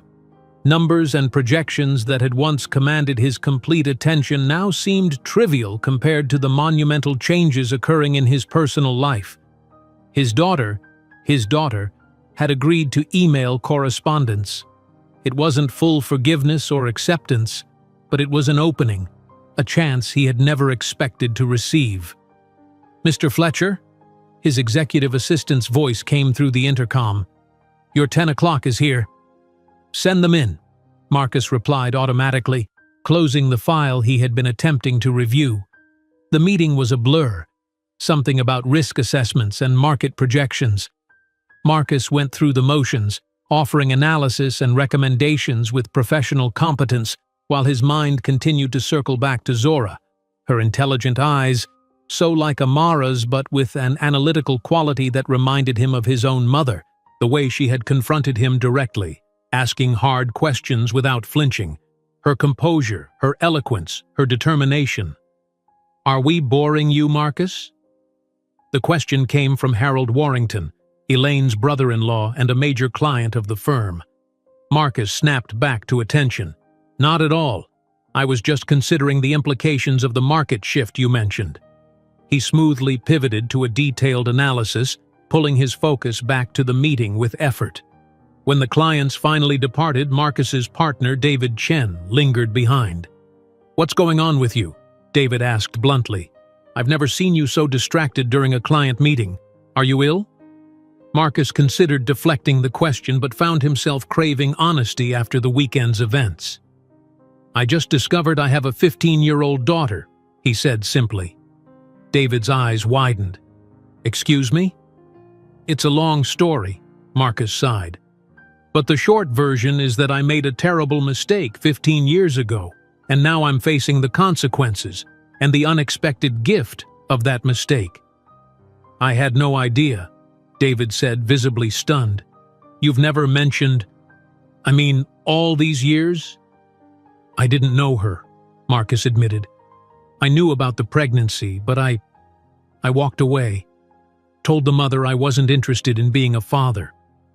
The words sounded even more callous when spoken aloud in his pristine office, surrounded by the symbols of the success he had prioritized over human connection. "Wow," David said after a moment. "That's not what I expected to hear from you." "It's not something I'm proud of," Marcus replied. "But I met her this weekend. My daughter. She's extraordinary, David. Brilliant, poised, confident. Everything a father could hope for in a child. And I had nothing to do with any of it." David studied his partner's face. "You look different," he observed. "I can't quite put my finger on it, but something's changed." "Everything's changed," Marcus confirmed. "I just don't know exactly what that means yet." After David left, Marcus turned to his computer and began typing an email to Vanessa, ending their relationship as gently but firmly as possible. It wasn't fair to keep her in limbo while he reconfigured his entire understanding of his life and priorities. That task completed, he opened a new email and began a much more difficult message, one to his parents. For 15 years, he had kept Amara's pregnancy a secret from them, partly from fear of their judgment and partly from his own desire to pretend the situation didn't exist. Now, with Zora's permission to email her, he felt an overwhelming need to be honest with everyone in his life. Finding the right words proved challenging. How to explain not only that they had a granddaughter they had never known, but also that he had deliberately kept this information from them for a decade and a half. He was still struggling with the draft when his phone rang, Amara's number appearing on the screen. "Hello?" he answered, heart rate accelerating. "Marcus, it's Amara," she said, her voice formal but not cold. "Do you have a minute to talk?" "Of course," he replied, saving the draft email and pushing it aside. "Is everything okay? Is Zora all right?" "She's fine," Amara assured him. "We're back home now. I'm calling because, well, Zora told me she's agreed to email correspondence with you." "Yes," Marcus confirmed. "I'm grateful for the opportunity." "I want to be clear about something," Amara continued, her tone measured. "Zora is curious about you, about her paternal heritage. That's natural and healthy. But she's also vulnerable in ways she might not recognize herself." "I understand," Marcus said solemnly. "I promise you, Amara, I have no intention of disappointing her again. I know I have to earn any place in her life." "It's not just about disappointment," Amara clarified. "It's about expectations. Zora has grown up with a certain idea of what family means, what relationships should look like. If you're going to be in her life, even peripherally through email, you need to understand that your actions will shape her perceptions of herself and her worth. The gravity of this responsibility settled over Marcus like a physical weight. I hadn't thought of it quite that way, he admitted. But you're right, of course. I'm not trying to scare you off, Amara said, her voice softening slightly. I just want you to recognize what's at stake. This isn't about alleviating your guilt or satisfying your curiosity. This is about Zora and what's best for her. I know, Marcus said quietly, and I appreciate your directness. I'm trying to approach this with the seriousness it deserves, I promise you. There was a pause before Amara spoke again. There's something else we need to discuss. Practical matters. Of course, Marcus said. Whatever you need. I don't need anything, Amara corrected him firmly. Zora and I have managed perfectly well on our own for 15 years. But if you're going to be in Zora's life in any capacity, we should discuss things like college funds, inheritance considerations, that sort of thing. Marcus felt a flash of hope, not because he wanted to provide financially, but because Amara's willingness to discuss long-term considerations suggested she wasn't entirely opposed to his ongoing presence in their lives. I'd like to set up a trust for Zora, he said immediately, for education and beyond, something substantial that would be hers regardless of how our relationship develops. I'm not looking for your money, Marcus, Amara said firmly. I know that, he replied. You've made that abundantly clear, and I respect it enormously. This isn't about paying you off or buying my way into Zora's life. It's about providing for her future, something I should have been doing all along. Amara was silent for a moment. We can discuss it, she said finally, but any financial arrangements would have to be structured in a way that doesn't create obligations or expectations. I completely agree, Marcus assured her. No strings attached, no conditions. All right, Amara said, sounding slightly less guarded. We can talk more about this later. For now, I wanted to make sure we were on the same page regarding Zora. We are, Marcus confirmed. Her well-being comes first. Always. After the call ended, Marcus sat motionless at his desk, processing the conversation. For 15 years he had avoided responsibility, chosen the path of least resistance. Now he was volunteering for the most significant responsibility imaginable, not just financial support for his daughter, but emotional investment, consideration of how his actions would shape her understanding of herself and relationships. The irony wasn't lost on him. He had rejected fatherhood when it would have meant shared joy, watching Zora grow from infant to toddler to the remarkable young woman she had become. Now he was seeking a paternal role that would involve navigating complex emotions, addressing past hurts, building trust that should have been foundational. And yet, despite the challenges ahead, Marcus felt more purposeful than he had in years. The hollow achievement of career success that had left him empty was now complemented by something with genuine meaning, the possibility of knowing his daughter, of perhaps someday earning a place in her life. He returned to the draft email to his parents, finding the words coming more easily now. He would tell them the truth, all of it, including his own failures and regrets. And he would introduce them to the concept of a granddaughter they had never known, a young woman who might someday be willing to meet them. As he typed, Marcus felt the weight of 15 years of secrets and avoidance lifting.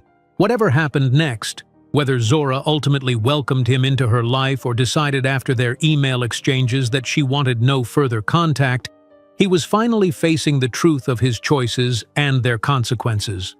For the first time in his adult life, Marcus Fletcher was choosing the harder path not because it offered professional advancement or financial reward, but because it was right.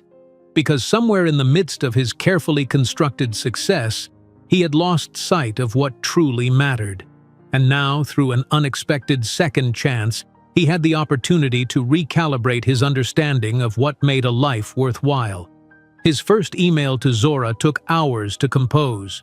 He wrote and deleted and rewrote, wanting to strike the perfect balance, honest but not overwhelming, interested but not intrusive, open about his past mistakes but not seeking premature forgiveness. Finally, as evening shadows lengthened across his office, he settled on a message that felt right. Dear Zora, thank you for allowing me this communication. I recognize what a gift it is, one I haven't earned and don't take lightly. I thought I might start by telling you a bit about the Fletcher side of your family history, if you're interested. My parents, your grandparents, are Raymond and Catherine Fletcher. Raymond grew up in Connecticut, the son of a high school principal and a nurse. Catherine was raised in Virginia, where her family owned a small publishing company. Perhaps that's where your interest in writing comes from? I've drafted an email telling them about you. I won't send it without your permission, but I wanted you to know that I'm no longer hiding the truth from anyone in my life. If there's anything specific you'd like to know about me or the Fletcher family, please just ask. No question is off limits. I look forward to hearing from you, whenever and if ever you feel comfortable responding. Respectfully, Marcus. He read it over once more, then clicked send before he could overthink it further. The ball was now in Zora's court, as it should be. All he could do was wait, hope, and commit to being worthy of whatever opportunity she might grant him. Marcus shut down his computer and prepared to leave the office. For the first time in years, he wasn't taking work home with him. Tonight, he would sit in his penthouse apartment and really look at the space he had created, the impersonal luxury that had seemed so important but now felt like a hollow achievement compared to the family he had rejected. Tomorrow, he would begin to make changes. Not just in how he approached his potential relationship with Zora, but in how he lived his entire life. It was time to align his actions with what he now recognized as truly valuable. 15 years too late, Marcus Fletcher was finally growing up. The email correspondence between Marcus and Zora began cautiously. Her replies were polite but brief, asking factual questions about family medical history and educational backgrounds. Marcus responded with detailed information, never pushing for more personal connection than she offered. Over the weeks that followed, a gradual shift occurred. Zora's questions became more personal, about his childhood, his interests outside of work, books he had enjoyed at her age. Marcus answered each query thoughtfully, revealing parts of himself that few people in his professional life ever saw. Amara observed this developing correspondence with a mixture of caution and grudging respect for how Marcus was handling the situation. He never overstepped, never presumed a closer relationship than Zora offered, and always copied Amara on their exchanges until Zora explicitly told him this was no longer necessary. "He's being very respectful of my boundaries," Zora commented one evening as she and Amara prepared dinner together, a weekly ritual they both cherished. "I asked about his parents, and he said he still hasn't told them about me because he's waiting for my permission." "That's considerate," Amara acknowledged, chopping vegetables with practiced efficiency. "What do you think about them knowing?" Zora considered the question as she stirred the pasta sauce. "I'm curious about them, but I'm not sure I'm ready to be known by them yet. Does that make sense?" "Perfect sense," Amara assured her. "There's no rush, sweetheart. Take all the time you need." 3 months after their initial meeting, Zora approached her mother with a request that Amara had been both expecting and dreading. "I want to meet him again," Zora said, sitting cross-legged on Amara's bed while her mother folded laundry. "In person, I mean. He's coming to the city for a conference next month, and he asked if I might be interested in having lunch. With you there too, if you're comfortable with it." Amara set down the shirt she was folding, giving her daughter her full attention. "How do you feel about that idea?" "Nervous," Zora admitted. "But also ready, I think. We've been emailing for months now, and I feel like I know him better. Not as a father figure, just as Marcus." She looked at her mother earnestly. "Would you come with me? At least for this first meeting?" "Of course," Amara said without hesitation. "If that's what you want." The lunch was scheduled for a Saturday at a casual restaurant not far from their home. As the day approached, Amara found herself increasingly anxious. not just for Zora, but for herself as well. She had maintained a cordial but distant relationship with Marcus during the months of email exchanges, focusing solely on Zora's well-being rather than addressing her own complicated feelings about his return to their lives. The morning of the lunch, Amara stood before her closet, uncharacteristically indecisive about what to wear. Everything seemed either too formal or too casual, too defensive or too approachable.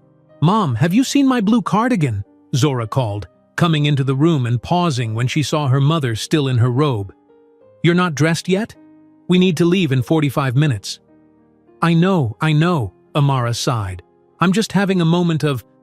I don't know what to call it." Zora studied her mother with perceptive eyes. "You're nervous about seeing him too." It wasn't a question, and Amara didn't bother denying it. "It's complicated, Zora. I've spent 15 years defining myself in opposition to his rejection, building a life that proved we didn't need him. And now he's back, and it challenges that narrative," Zora finished for her. "I get it, Mom, but you did build that life. You did prove we didn't need him. Nothing about his presence now changes what you accomplished." Amara looked at her daughter in wonder. "When did you get so wise?" "I had a good teacher," Zora replied with a small smile. "Wear the burgundy blouse with your black pants. You always look confident in that outfit." 45 minutes later, they arrived at the restaurant. Marcus was already there, seated at a table by the window. He stood as they approached, his expression a mixture of nervousness and genuine pleasure. "Zora, Amara, thank you for coming," he said, waiting for them to be seated before resuming his own seat. "It's wonderful to see you both." The initial conversation was awkward. Polite inquiries about the drive to the restaurant, comments about the unseasonably warm weather, safe topics that avoided the emotional complexity of their situation. But gradually, as their meals arrived and they began to eat, the conversation shifted to more substantive topics. "I've been following your literacy initiative in the news," Marcus said to Amara. "The results you're achieving in underserved schools are remarkable." "Thank you," Amara replied, slightly surprised by his genuine interest. "It's been a collaborative effort. We have dedicated teachers implementing the program who deserve most of the credit." "Mom always downplays her role," Zora interjected, "but she designed the entire curriculum framework. The teachers love it because it actually works with how kids learn, not against it." Marcus smiled at Zora's proud defense of her mother. "That doesn't surprise me at all. Your mother was always insightful about how people think and learn, even back in college." "You knew my mom in college?" Zora asked, leaning forward with interest. "She never mentioned that." A brief flash of discomfort crossed Amara's face.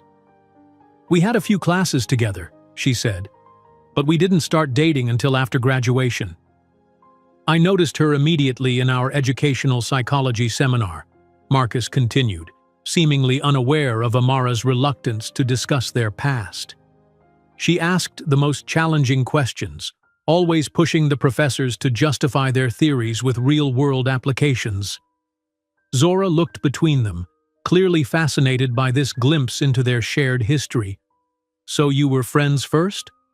"Study partners," Amara clarified. "We were both serious students." "Your mother was brilliant," Marcus said, his expression softening with the memory. "I was intimidated by her, if I'm being honest.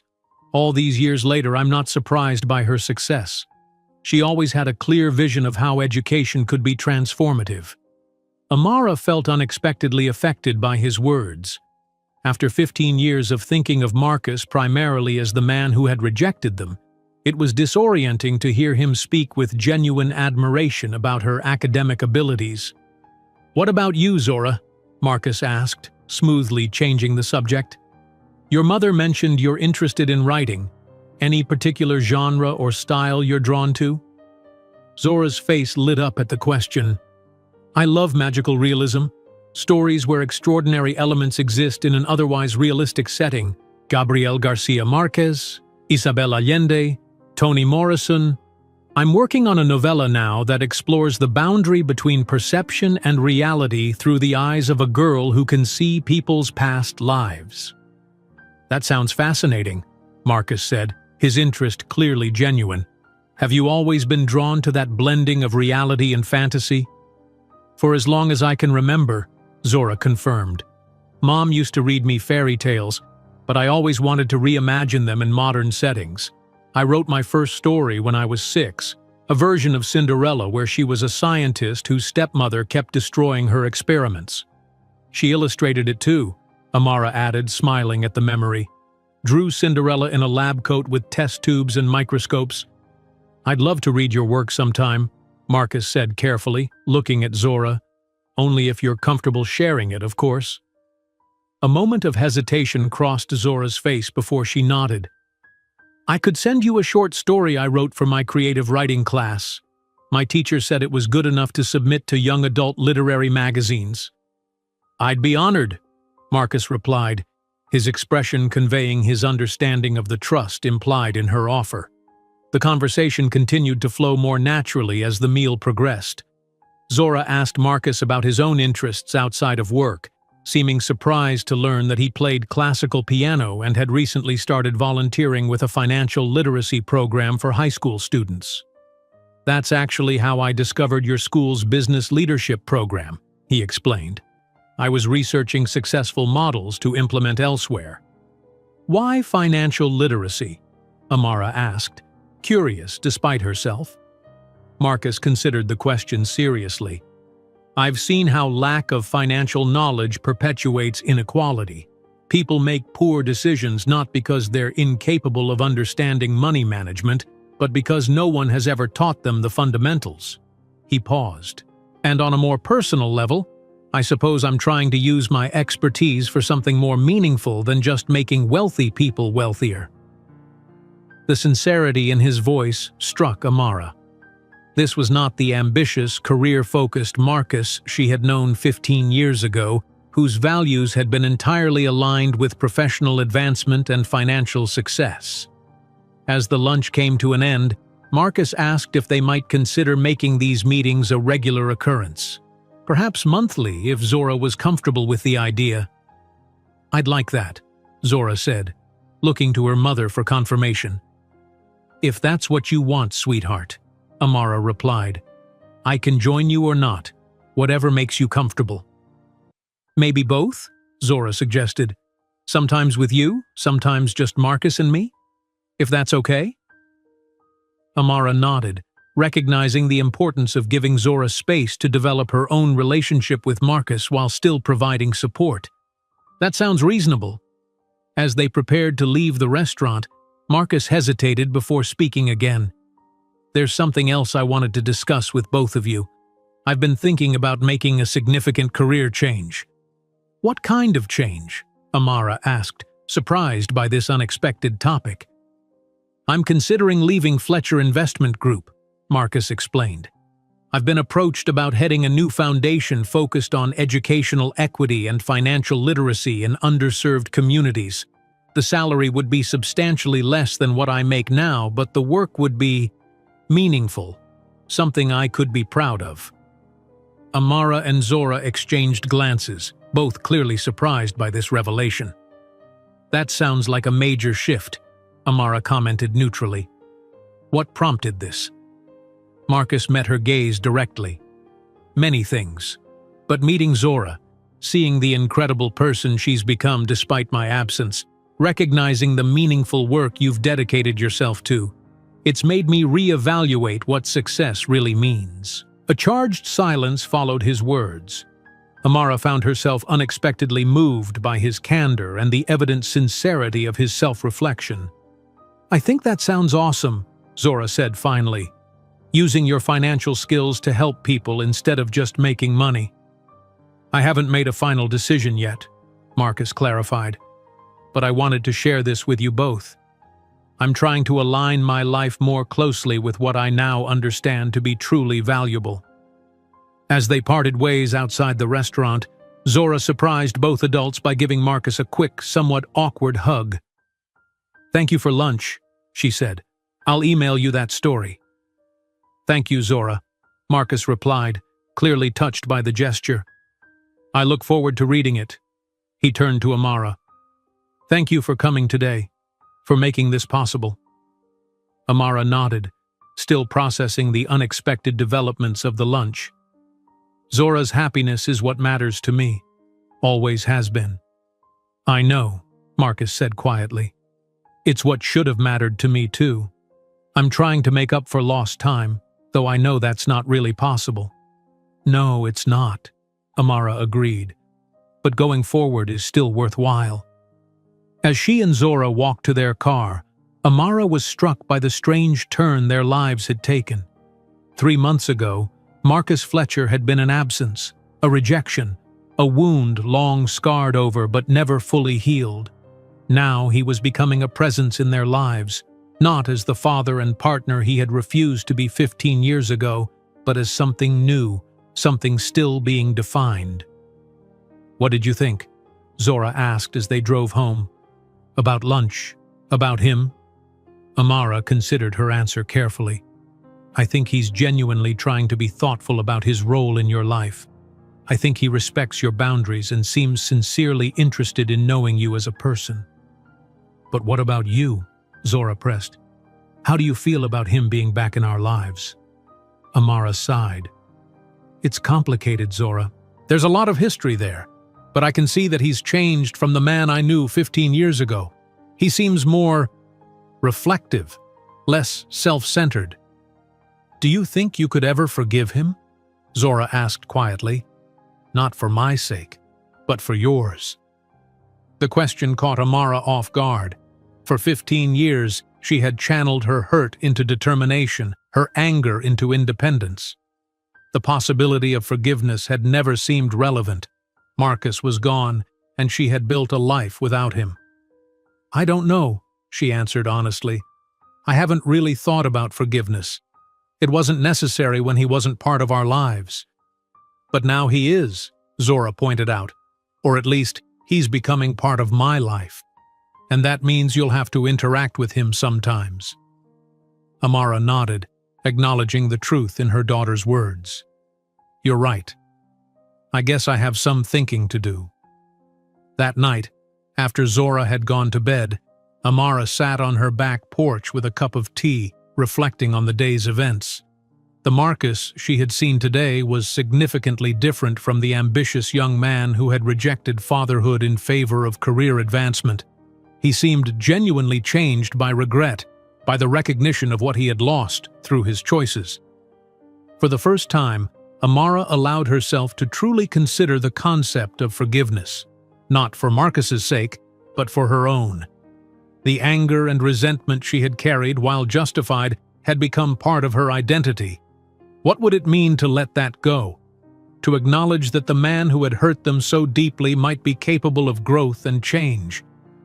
As the night deepened around her, Amara realized that the neat narrative she had constructed, of the strong, single mother who needed no one, who had triumphed over abandonment, was just one version of her story. Perhaps there was room for a more complex narrative, one that allowed for change, for evolution, for the messy reality of human relationships. It wouldn't happen overnight. Trust, once broken, could not be quickly restored. But sitting alone under the stars, Amara found herself open to possibilities she had never before considered. The future stretched before them, unwritten and full of potential. 2 years later, on a perfect June afternoon, chairs were arranged in neat rows across the lush green lawn of Westridge Academy. Proud families gathered beneath a cloudless sky, programs fluttering in their hands like butterflies as they searched for their seats. The graduation ceremony was set to begin in 30 minutes, and the atmosphere buzzed with anticipation and joy. Amara arrived early, as was her habit for important occasions. Her mother, Yvonne, walked beside her, elegant in a floral dress and matching hat. Behind them came Amara's brothers, James and Dion, accompanied by their wives and children, a small but exuberant contingent of supporters for Zora's high school graduation. "Over there," Yvonne pointed toward a section in the 4th row where reserved signs marked their seats. Looks like we have prime viewing positions." As they settled in, arranging gift bags and cameras, Amara scanned the gathering crowd. She wasn't looking for anyone in particular, she told herself, just taking in the celebratory scene. But her gaze stilled when she spotted a familiar figure making his way down the aisle, accompanied by an older couple. Marcus caught her eye and offered a tentative wave. Beside him, Raymond and Catherine Fletcher walked with the careful dignity of people in their 70s, both appearing slightly overwhelmed by the bustling crowd, but determined to be present for this milestone. The past 2 years had brought changes none of them could have anticipated that day in the New York Hotel Cafe. Marcus had indeed left his position at Fletcher Investment Group to head the Educational Opportunity Foundation, a career shift that had raised eyebrows in financial circles but had given him obvious satisfaction. His monthly lunches with Zora had gradually evolved into a genuine relationship, not the traditional father-daughter bond that might have developed had he been present from the beginning, but something unique and valuable in its own right. 6 months after their reconnection, Zora had expressed interest in meeting her paternal grandparents. The initial meeting had been awkward, laden with the weight of 15 years of absence and secrets. But Catherine Fletcher, upon seeing her granddaughter, had burst into tears and embraced Zora with such genuine emotion that the tension had immediately dissipated. Raymond had been more reserved, but his evident pride in Zora's accomplishments had won her over. Now, as Marcus and his parents approached, Amara rose to greet them with a polite smile. Time and perspective had softened the edges of her resentment, though a complete thawing remained a work in progress. "Amara," Marcus said warmly, "you look lovely. Is Zora nervous about her speech?"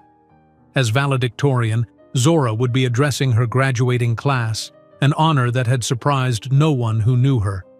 "Surprisingly calm," Amara replied. "She's been practicing for weeks, but this morning she seemed more excited than anxious." Catherine stepped forward, clasping Amara's hands in her own. "Thank you for saving seats for us. We wouldn't have missed this for the world." "Zora wanted all her family here," Amara said simply, the words acknowledging what had gradually become their reality. An unconventional, sometimes awkward, but ultimately supportive extended family unit. As they took their seats, Amara found herself seated between her mother and Marcus. 2 years ago, this proximity would have been uncomfortable, laden with unresolved tension. Now it felt, if not entirely natural, at least not actively distressing. "Nervous?" Marcus asked quietly, noticing how Amara's program was slightly crumpled in her grip. "A little," she admitted. "It's a big moment. The end of one chapter, the beginning of another." "She's ready," Marcus assured her. "Columbia will be lucky to have her." Zora's acceptance to Columbia University's creative writing program had been cause for celebration throughout their extended family. Marcus had offered to pay her full tuition, an offer Amara had initially resisted out of long-standing pride and independence.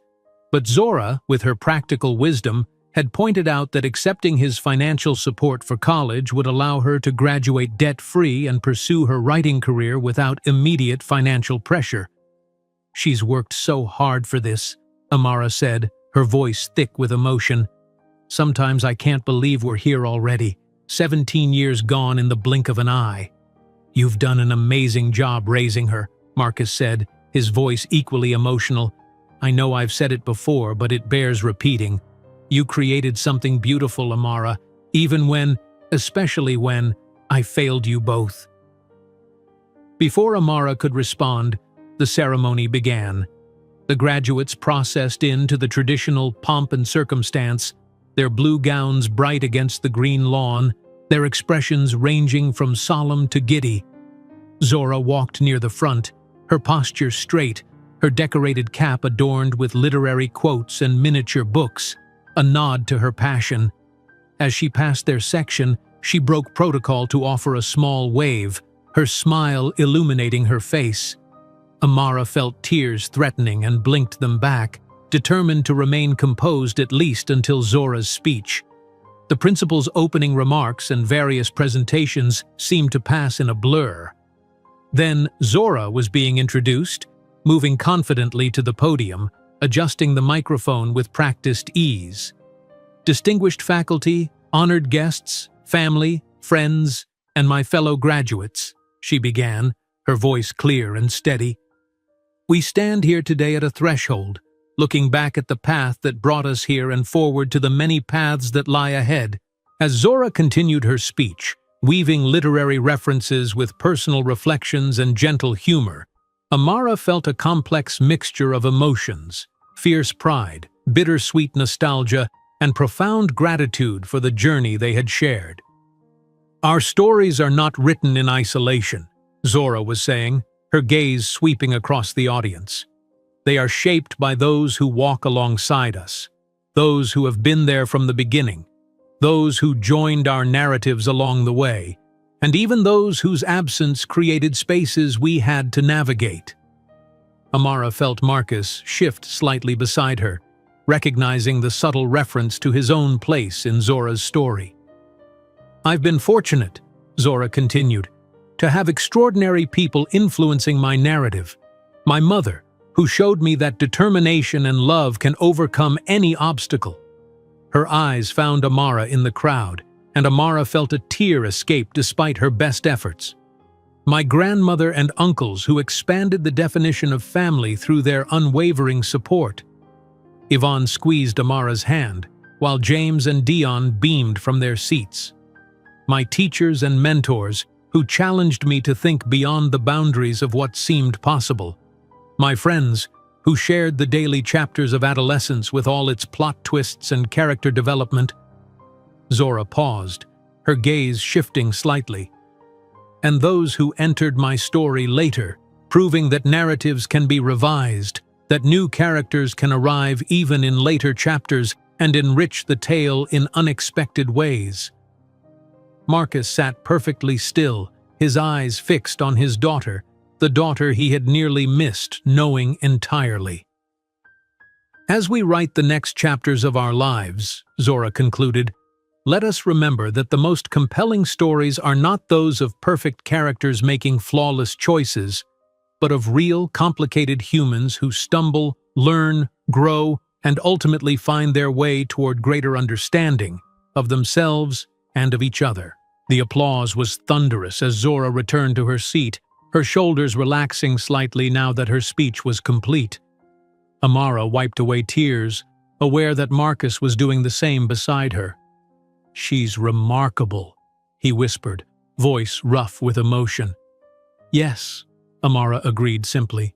She is. The remainder of the ceremony proceeded according to tradition.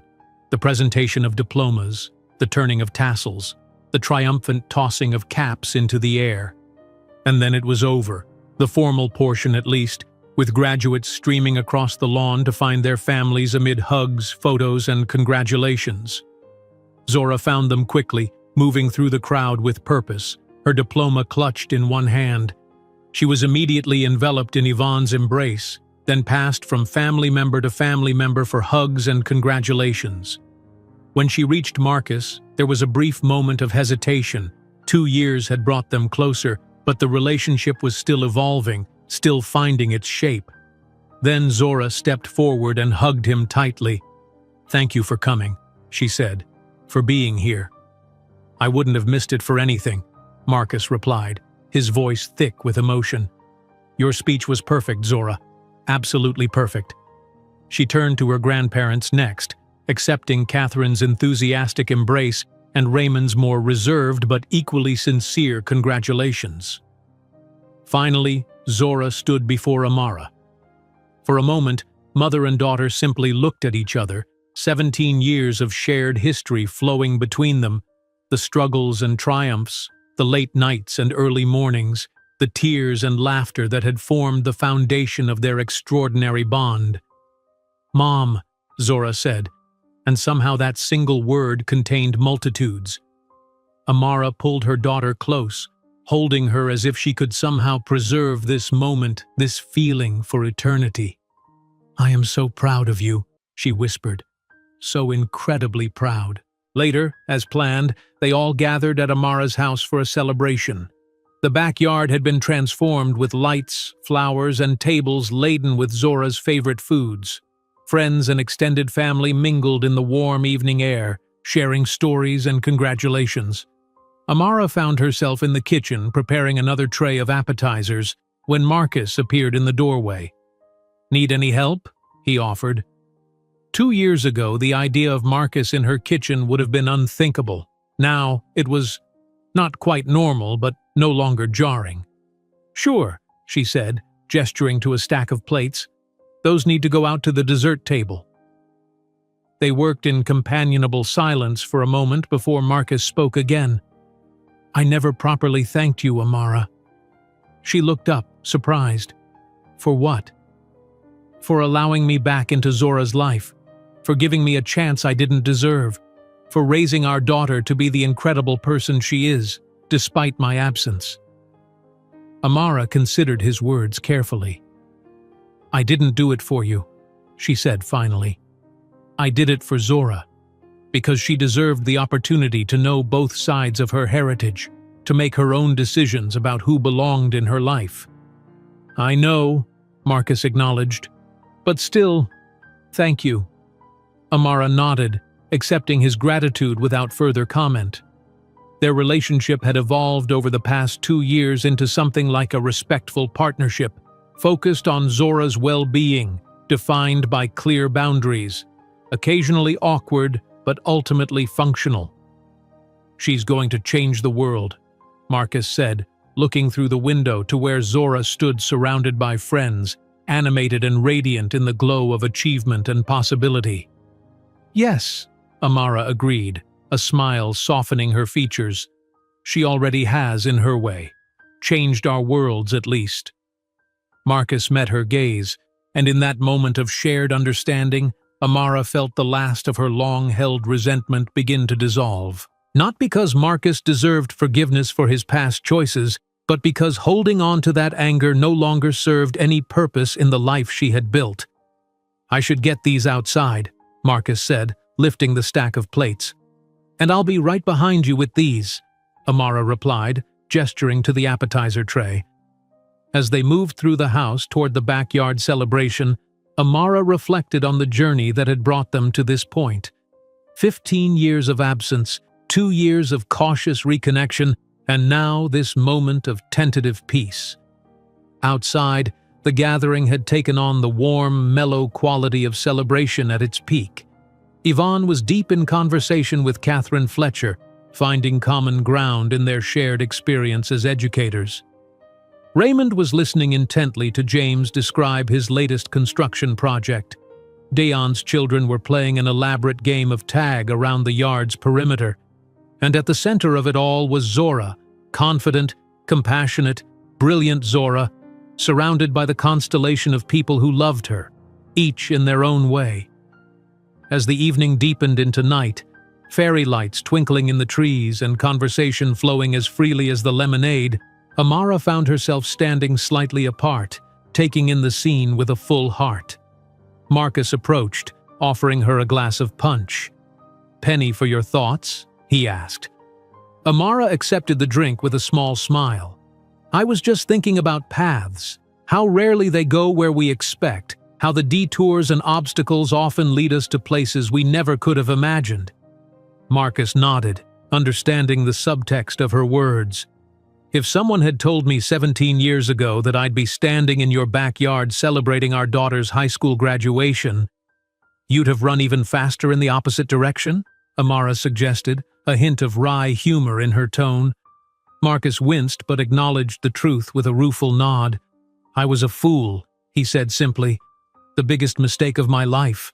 "And yet," Amara mused, looking toward Zora, who was now showing her grandmother photos on her phone. "Here we are." "Here we are," Marcus echoed, following her gaze.